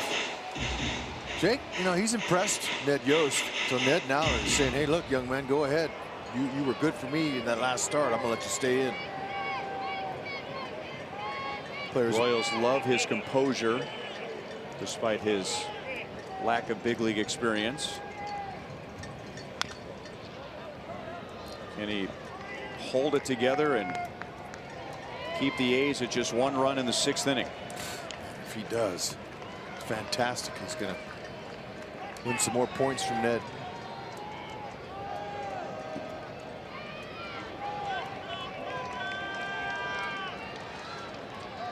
Nothing too good. There you go. That's a swing. So out of all that, Oakland gets 1.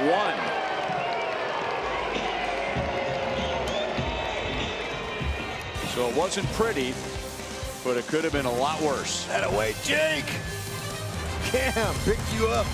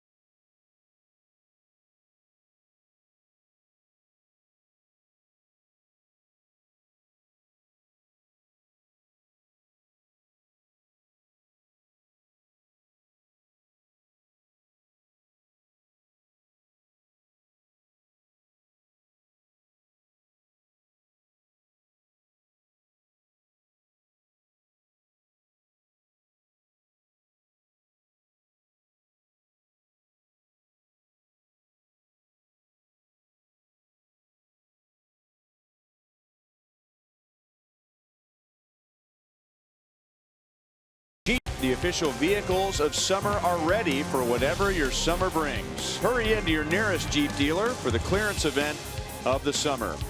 By Menards, save big money at Menards on all your home improvement needs. And by Academy Sports and Outdoors, for all for less. That is the new Oakland Bay Bridge, which took 37 years to build. Well, maybe not 37 years. Seemed like it for the longest time. We commute from San Francisco here. They've been working on it. Well, we were talking about Jake Junis and his composure, and it took some composure for him to get through the 6th inning, allowing just 1 run, and now he and Cam Gallagher talking it over. Cam Gallagher has a grand slam for his first big league home run tonight. And this is Simone Castro pitching for the A's. He's a Chevy call to the bullpen. He's got nice numbers so far in just 11 games. 12th game now. He's 6'5", 220. He's a big lad. Low to mid 90s fastball, slider change.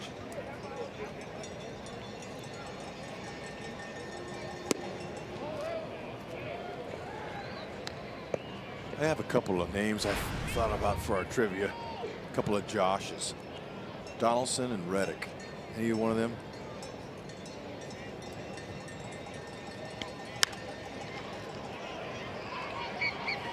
Still 1-2.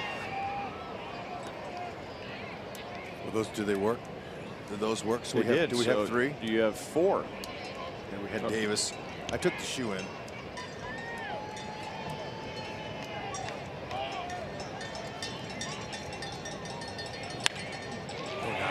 That's Kane's first hit tonight. And the Royals have their leadoff man on. Kane is 1 for 4. Remember, if you can't catch the Royals on TV, you can stream games live on your mobile device. Just download the Fox Sports Go app, log in, and stream the Royals.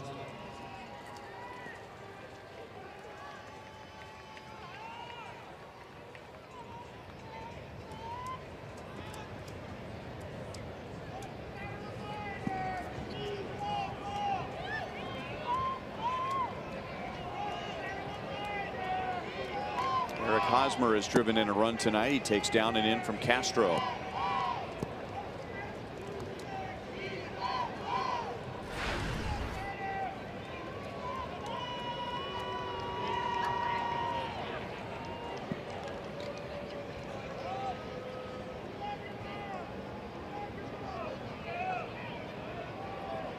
Kane got a huge jump.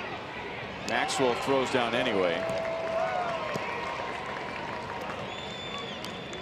23rd. Great jump. And that's on a slide step. Oh. Great, excellent read by Locane.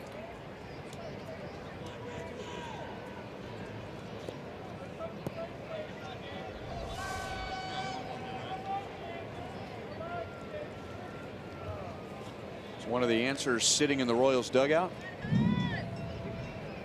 Moss? Hey. Could be. So that's 4.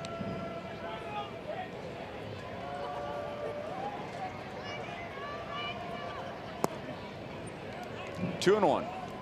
And Maxwell is out there again. The 5 highest single season home run leaders for the A's since 2010. Chris Davis, Josh Reddick, Josh Donaldson, Brandon Moss. Davis is the only one who's still with the A's.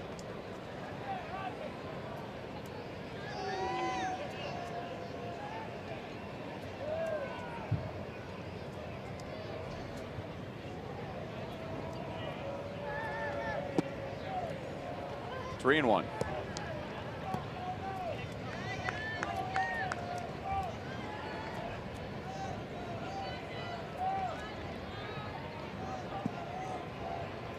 The 5th, a hint was given to me by our producer Kevin Cedergren. Fouled away. After accomplishing his big home run season with the A's, he spent a very brief time with the Royals.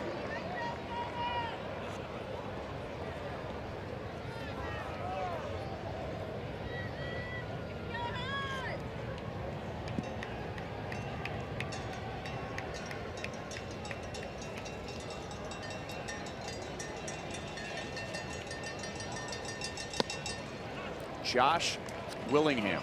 I was just thinking about him.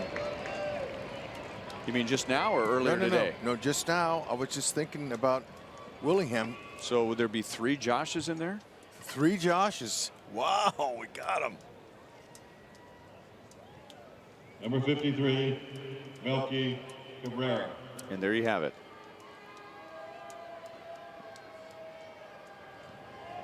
Trick question, because only one of those guys is still with the A's. Yeah. 2 on, nobody out. Melky Cabrera.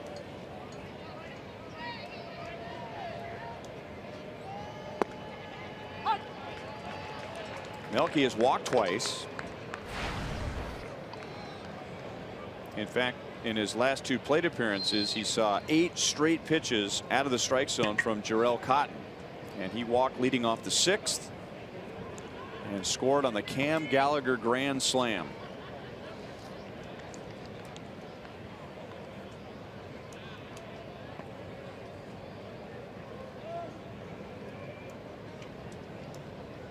See on that outfield scoreboard that Cleveland has already beaten Boston earlier tonight. It was a makeup game from an earlier rainout. So if the Royals hang on here tonight, they would be tied with Minnesota for 5 games out and in second place in the Central. Edwin Encarnacion hit 2 home runs for the Indians. He's been coming on strong.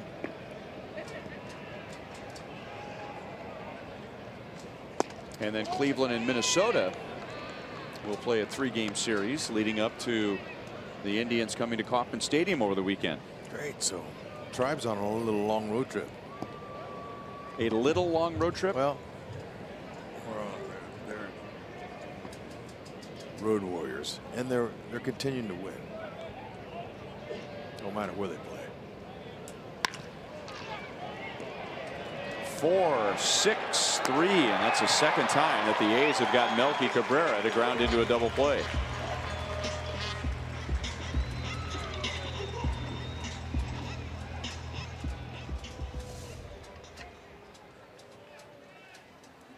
Solid. Right at him. Now batting, number 8, Mike Moustakas.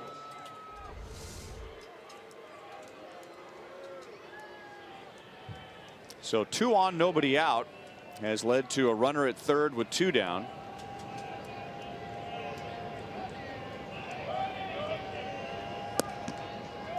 And that's low to Mike Moustakas. He singled and scored on the Cam Gallagher grand slam in the 6th inning. Any kind of bouncer over there by Castro. Locane, he's coming home.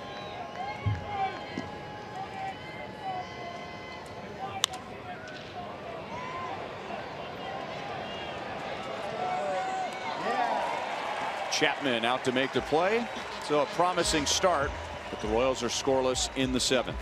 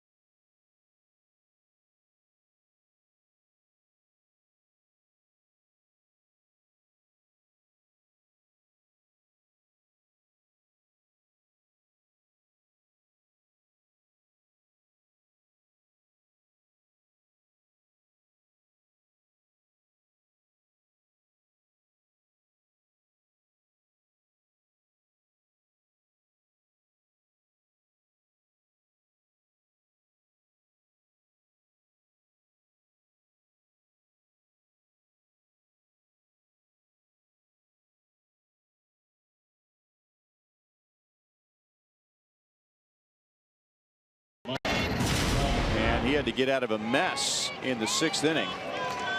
The A's had the bases loaded with 1 out after Junis hit back-to-back hitters. A run had scored, but Matt Olson fouled out. Chad Pinder struck out. And that was 1/2 inning after the Royals got a grand slam from Cam Gallagher. So the A's had a chance to get right back in it. But Junis held the A's to just 1 run in the 6th and just 2 runs in the game. So Mike Minor will be a Chevy call to the bullpen. And he'll get the lower third of the A's order. He is trying to snap a very interesting streak for the Royals bullpen. Chapman is 0 for 2. He has flied out twice. Royals bullpen in 7 straight games, the first guy out of the bullpen has allowed at least 1 run. 1 ball, 1 strike. So the first to enter the game in the last 7 has a 7.36 ERA. Yesterday, Kevin McCarthy gave up 3 runs. They were unearned, but 3 runs nonetheless. 2 balls and 1 strike.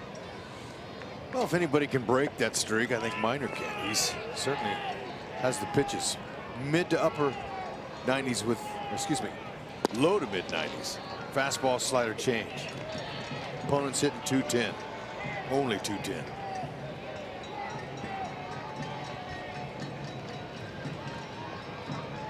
Missed most of 2 years. Had a little bit of action, but most of 2 years. They weren't sure what they were going to get out of him this year. And I asked him the other day if he was fatigued at all this year from missing a couple of years. You know, he's in his, came in with 56 innings pitched. And he said, no, nothing that's not out of the ordinary. He feels strong. Velocity is still good. Just missing him a few times. He's been in. Hosmer with plenty of room, and Salvador Perez came running out of the dugout to help Hosmer verbally to let him know how much room he had. Usually it's just the guys yelling from the dugout, but Salvi came running out of the dugout. He wants to play in the worst way, Salvador Perez. Listen to Salvi. You got room, you got room, you got room. And after Haas made the play, he pointed over to his buddy and said, thanks for the help. You got to roll the R. A room. You got room. I don't think I've ever seen that before. And we say that about baseball all the time. You'll see things you've never seen. That's right. I mean, it is. That's hit well to left, but Alex has room. It is standard protocol for players in their dugout to help their teammates and let them know, especially when they're approaching the dugout, you've got room. Now, of course, the dugout is a library. When a guy from the other team is coming over, you're not going to help him out. But I don't think I've ever seen someone jump out of the dugout. I mean, he went 10 yards from where he's sitting right now, making sure that Hosmer could hear him, that he had plenty of room. Number 11, Rajay Davis. The A's will send up a pinch hitter, Rajay Davis, to hit for the left-hand hitting Boog Powell.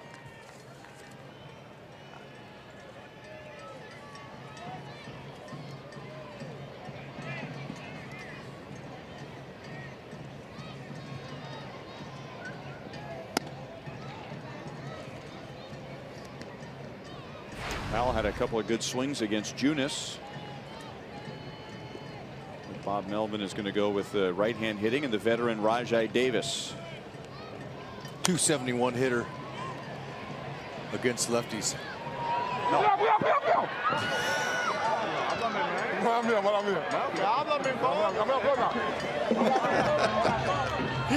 think that time Hodge is saying, hey, where's the help that time? Salvi was a little late there, but I think in the end told him that was not a playable pop-up.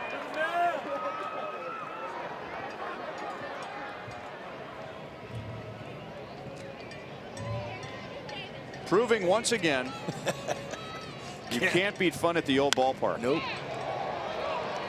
Long run Kane. He's there. So the streak is over. Mike Minor comes out of the bullpen and pitches a scoreless bottom of the 7th inning.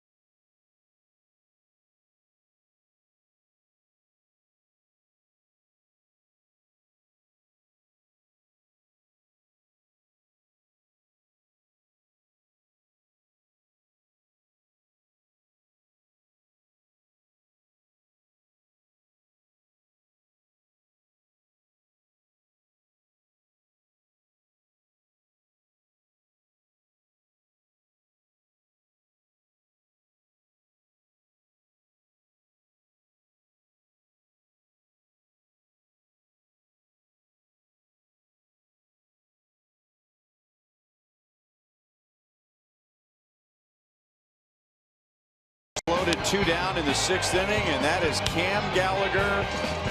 His first major league home run was a grand slam in our Sonic Slam inning. That was worth $25,000. Put the Royals in front 6-1 at the time. It is now 6-2. A Cam slam. How about that? That was exciting. Let's put Dave Holtzman on this one. Rajai Davis stays in the game in center field. And Liam Hendricks, a one-time Royal, will pitch the top of the 8th inning. Bonifacio, Escobar, and Gordon. Fouled away by Bonifacio. I may be wrong, but I think there was another Royals catcher whose first big league home run was a grand slam. I believe it was in Seattle, if memory serves. Am I on to something, Holtzy?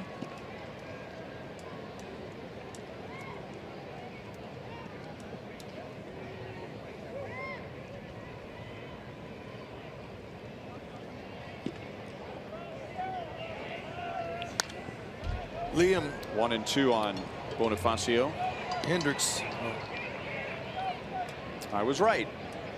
Thought that rang a bell. Paul Phillips, August 17th. Oh, wow. Look at that. Almost exactly to the day. 12 years ago, Paul Phillips hit a grand slam at Seattle. Huh. The second Royal to hit a grand slam for his first major league home run. Both happen to be catchers. Good call.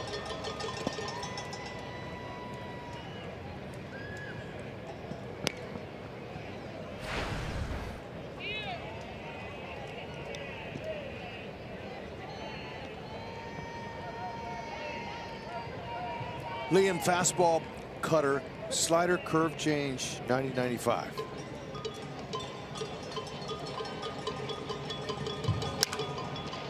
Broke his bat.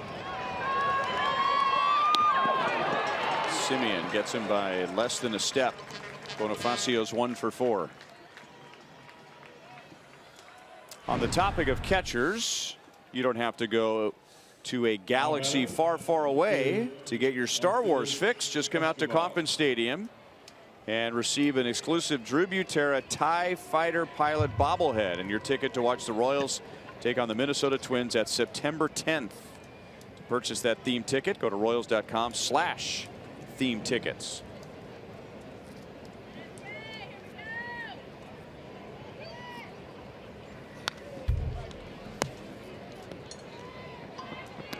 Alcides Escobar has 2 hits and 2 runs scored.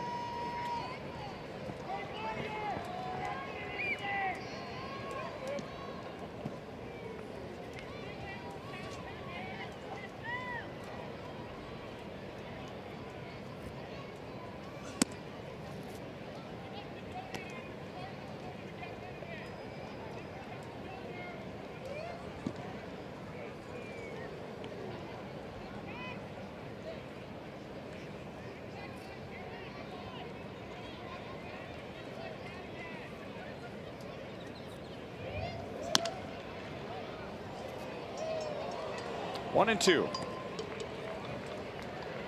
Liam Hendriks pitched 6 games for the Royals in 2014.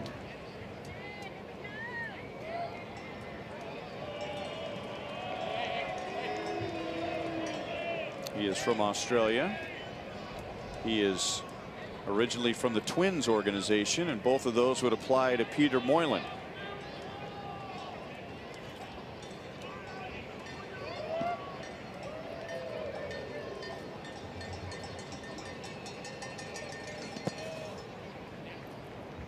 Liam Hendriks is from Vermont South in Australia. Okay.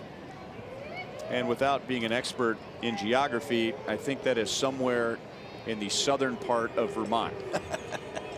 Hey, hadn't been there myself.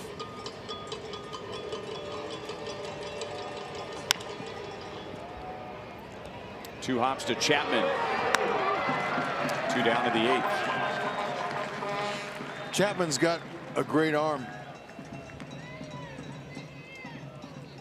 He threw 98 miles an hour at Cal State Fullerton. He got the gun on him and clocked it from the mound. Number 4. He's got quite the arm. Has a chance to be a heck of a ball player. Offensively, he's got some power, but they raved about his arm. Alex is 1 for 3 tonight.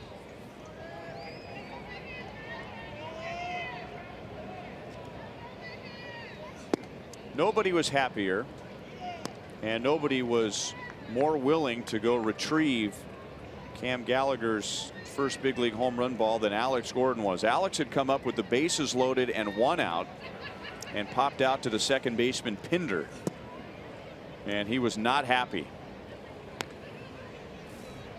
But then Cam Gallagher picked him up and hit a grand slam with 2 outs. So Alex went out to left field and said, hey, you give me that ball, I'll give you 2.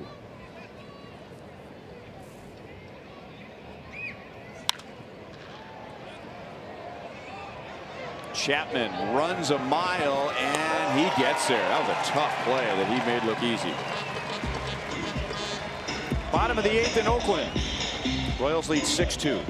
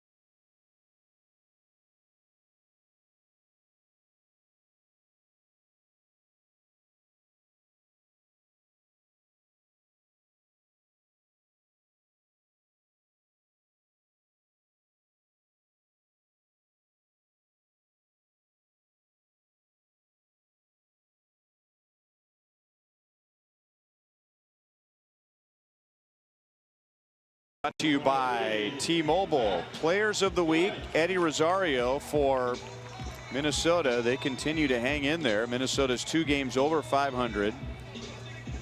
And Giancarlo Stanton with 6 home runs and 11 driven in, the National League Player of the Week. And Chad Bettis, great story. He had surgery for cancer during the offseason and then went to the doctor in spring training, and the blood test showed some markers that were of concern. So he then went through cancer treatment and made his return for the Colorado Rockies. We'll see them during the next homestand. Witt back to first, got Matt Joyce.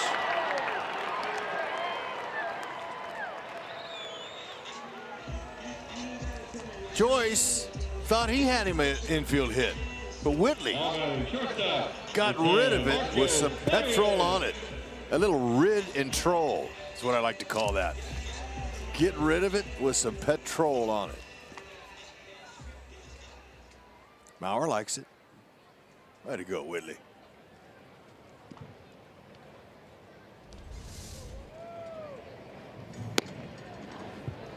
Ball 1 to Marcus Semien. So Brandon Mauer makes his 50th appearance for the Padres and the Royals combined.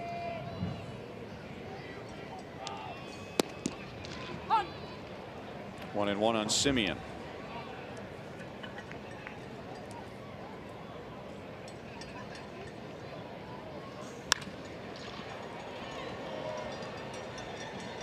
Bonifacio is back 2 steps.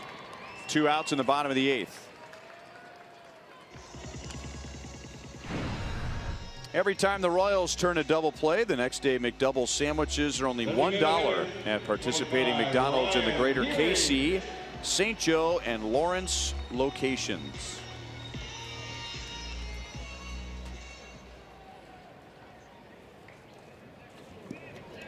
Ryan Healy with 2 down and nobody on. Jacob Junis went 6. He gave up the 2 runs. Mike Minor pitched a scoreless 7th, and now Mauer in the 8th. 95 outside, ball 1. That is Josh Smith getting ready for the top of the 9th inning.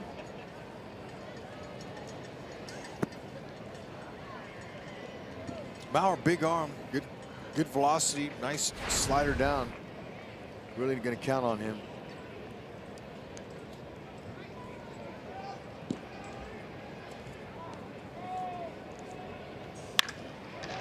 Right center field.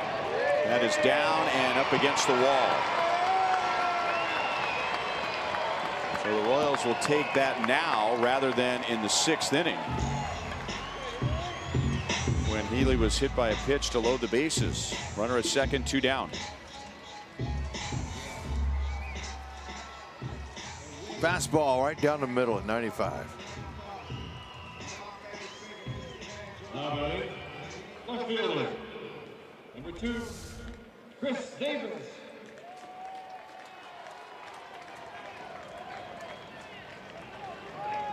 Davis was hit by a pitch with the bases loaded in the 6th inning.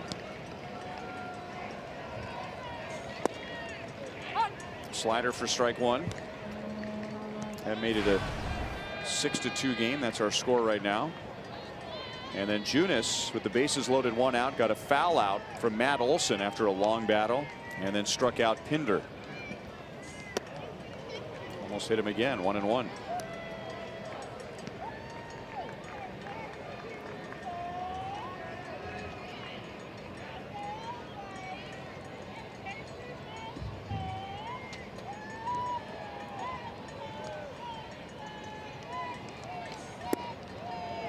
Changeup.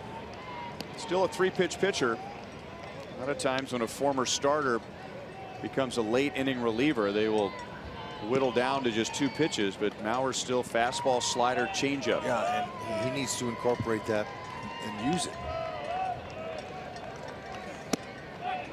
That's right. Strike 3 over the outside. Mauer has a scoreless bottom of the 8th. Beautiful.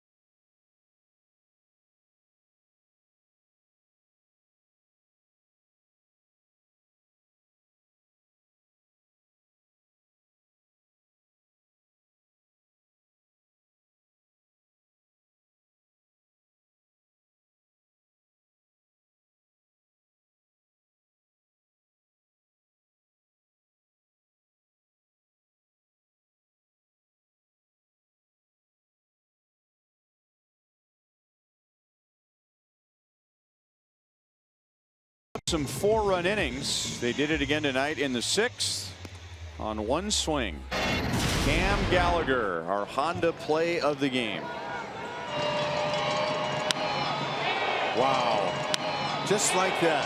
He got his first homer on a slam, and Tim Brown got $25,000. A sonic slam homer. His first home run, his first extra base hit, his first RBIs. Listen to the noise down there by the Royals fans. Love it. And Salvia just hit his first slam this year.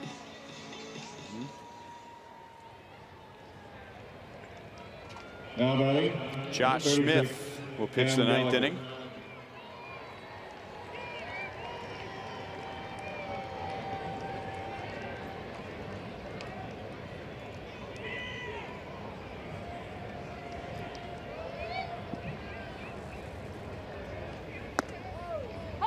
Strike to Gallagher, who is also walked.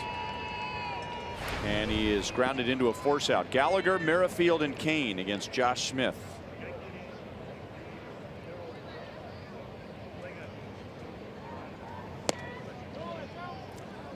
Smith, 6'2", 220, 88/94 with his sinking fastball. Slider curve change.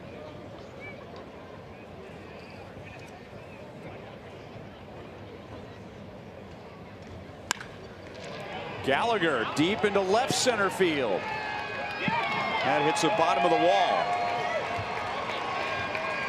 He is into second base with a leadoff double.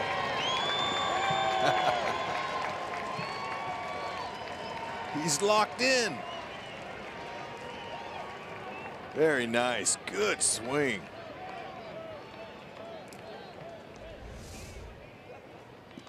That ball's down. now batting, number 15, Whit Merrifield.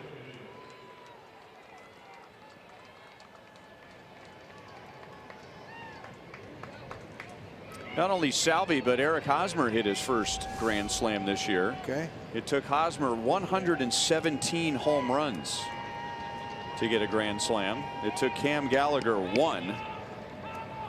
And now is his first double. Stay with him, ride him. He's hot.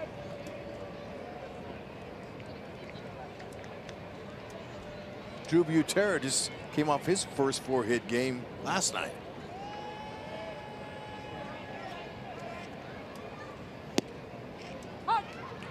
Well, if Gallagher hits a triple for his next hit, then he would hit for the cycle for his first 4 hits. He's got the single out of the way.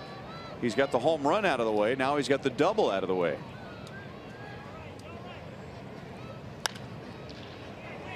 Oh, 0-2 on Whit.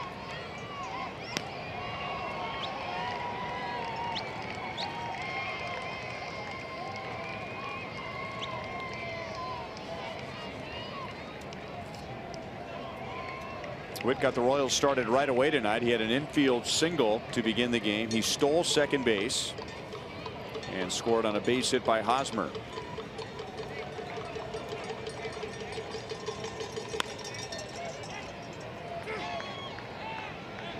Davis and Davis, and it's Chris making the play and then firing it back to the infield.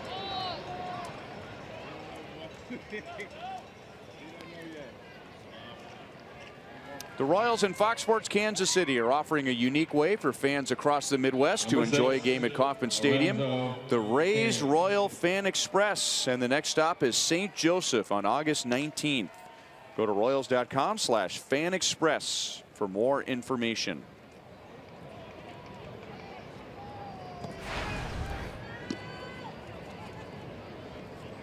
Lorenzo Cain is 1 for 4. He has a stolen base.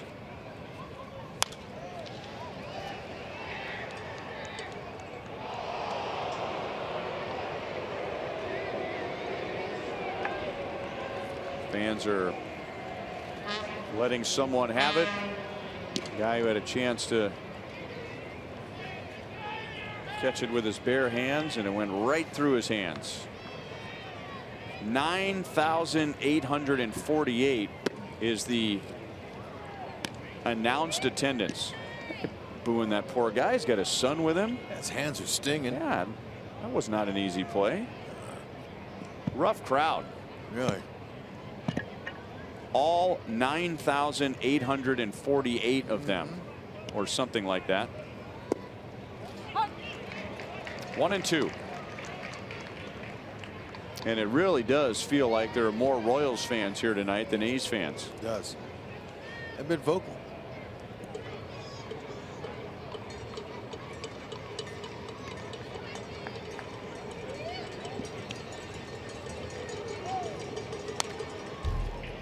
Still 1-2.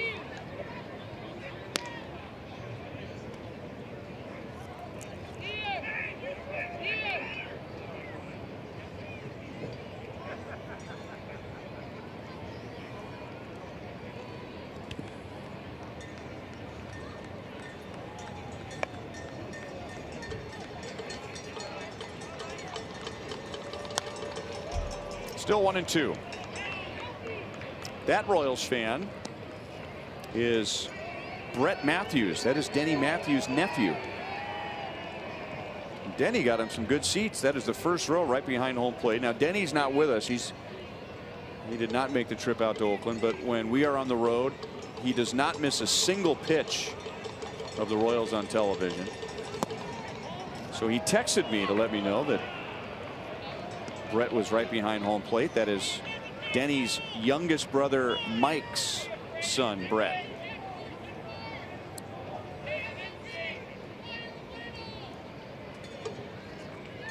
Way to go, Uncle Denny.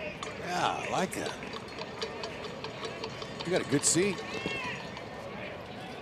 3-2.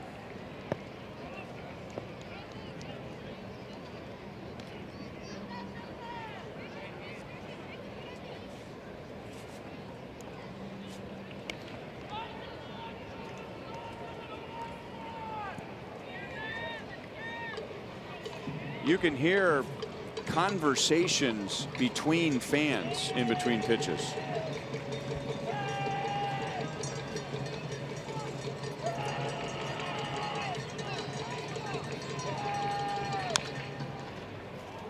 We'll do it again.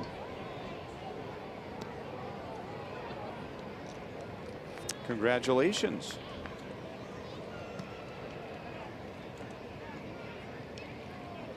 And they've got good seats there just to the far side of the Royals dugout. There's a lot to do up here outside of this ballpark. Ooh. Smith wins a long battle and strikes out Kane, 2 away. I thought Locane was going to win that one. MLB.TV Premium is the #1 live streaming sports service, allowing you to watch every out-of-market game live at home, in the office, or on the go. Blackout restrictions do apply. Visit MLB.TV for details.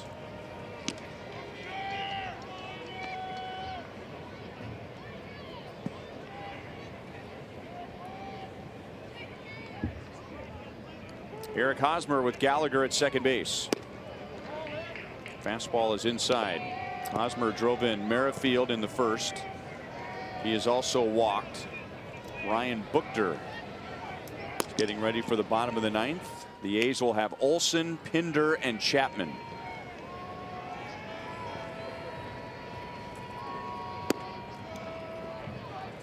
Two and 0.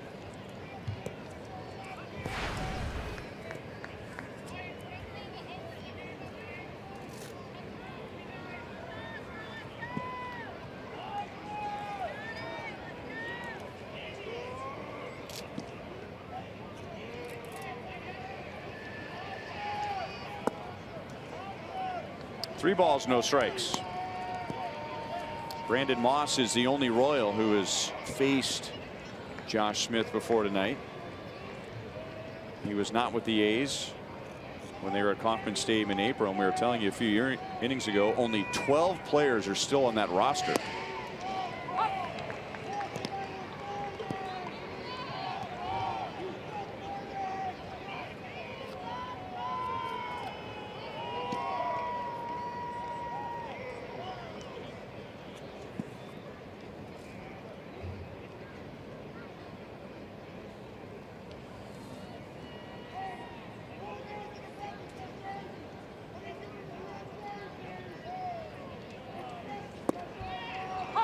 3-2.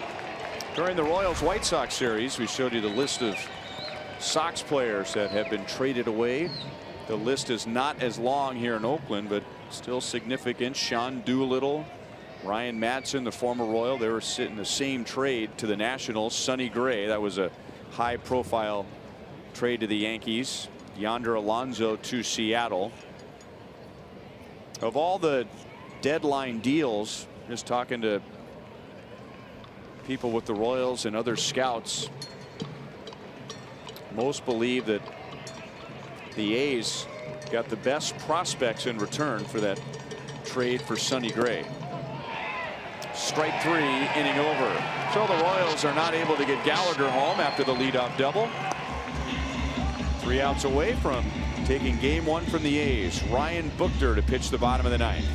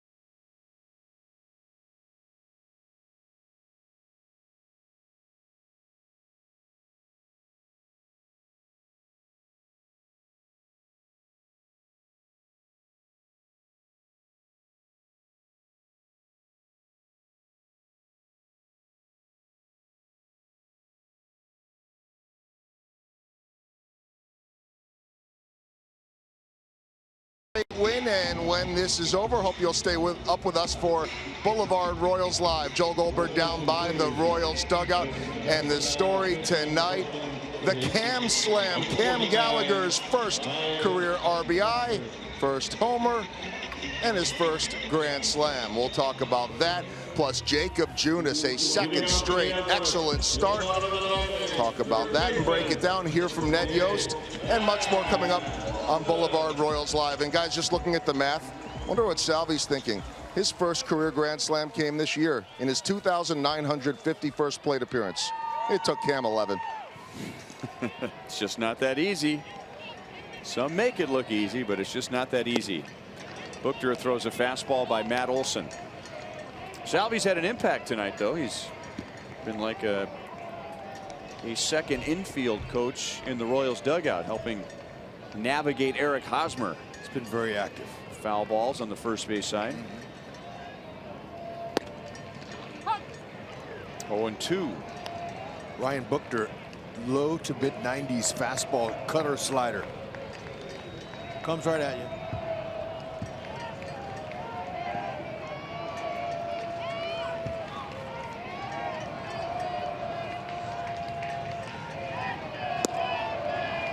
Beautiful. 1 down in the 9th. It has not been a good year for the A's. They have the second worst league or record in the league. 14 games under 500, but they have a flair for the dramatic, just like the Royals. Most wins in the major leagues when trailing after 7th inning. The Royals and the A's. Interesting, the Giants are also on that list. They're a last place team. I don't mean this sarcastically, but I guess if you're having a bad year and you're down all the time, you're not taking many leads into the later innings. No. Makes sense. Pinder fouls it off of his foot. He's 0 for 3. The Royals struggles during their 5-game losing streak was mostly pitching, but now that's turned around. Ian Kennedy on Saturday in Chicago, Jason Vargas yesterday, now Jacob Junis tonight. And the Royals have held the A's to 2 runs, 5 hits. Escobar couldn't glove it, then he tried to grab it with his bare hand, and Pinder is on with 1 out.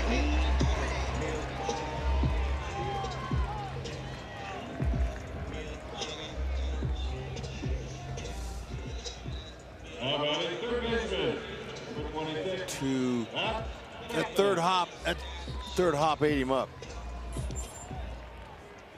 We've seen Esky make that play. If he gloves it, he's out. Scored an error.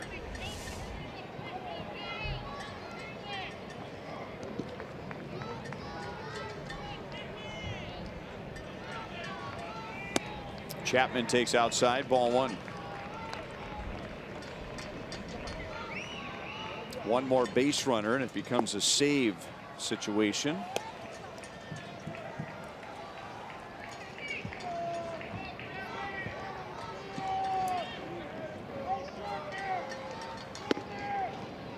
Two and 0.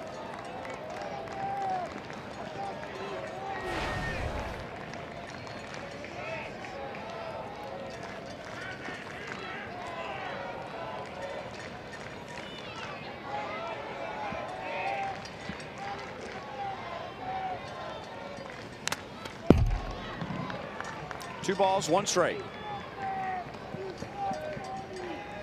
The Royals have lost 8 of their last 9 games against the Oakland A's. Oakland came to Kauffman Stadium in April. They won the first 2. The Royals had lost 8 in a row against Oakland, and then they won the final game of that series.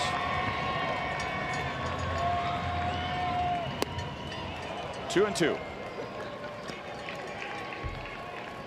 The A's have lost 4 of their last 6 games, and with a loss tonight, that would drop them to 15 games under 500, tying their low water mark for the season.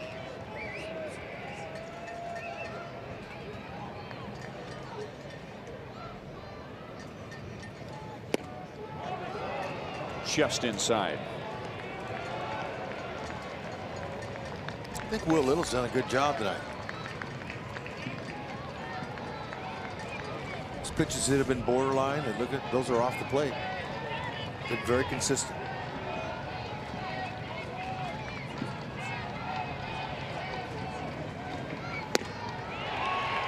Two down.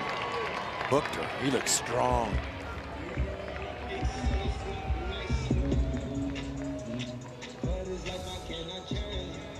He just rears back and fires it. Now batting the catcher, number 13, Bruce Maxwell.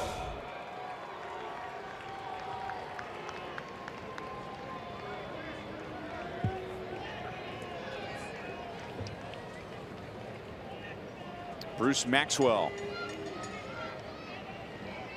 Pinder runs. The Royals will allow him to take second base, and it's a strike on Maxwell. No stolen base.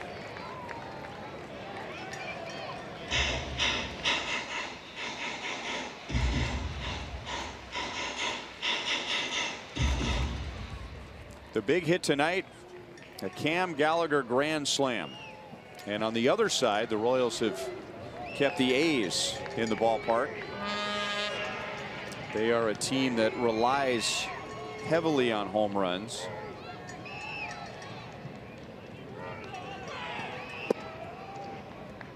One ball, 1 strike. Only the Blue Jays and the Rangers rely more on the home run for runs scored, percentage of runs by way of a home run. And by the way, 4 of the 5 teams on that list have a losing record. Only the Brewers on that list are above 500, and they're just 2 games above 500. So the moral of that story is that home runs are important. Home runs can turn a game around. Home runs can give you runs in bunches, and yet if you are relying on home runs for the majority of your runs, you're not going to win games. You've got issues on offense. Yep. unless you're hitting a ton. 3 balls and 1 strike.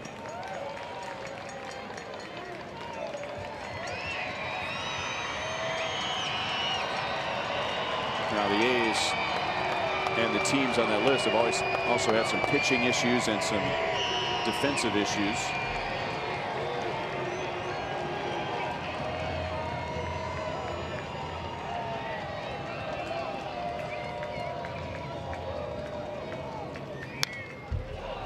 Three and 2. Buchter is 1 strike away from ending the game. The A's are 1 base runner away from Ned Yost bringing Kelvin Herrera in. He's going to get him right here.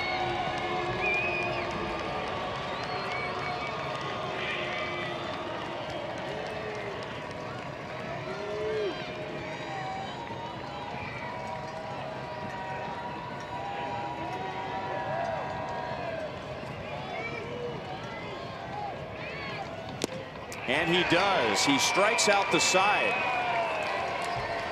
Ryan Buchter gets Olson, Chapman, and Maxwell. And now the Royals have won 3 in a row. After losing the first game in Chicago, giving them a 5-game losing streak at the time, the Royals have now won 3 straight and are back to 2 games above 500. They'll take it. Good job. Buchter looks strong. So did Mauer. These guys look good at the back of the pen. So, you know, during that little slump, that little period they were down,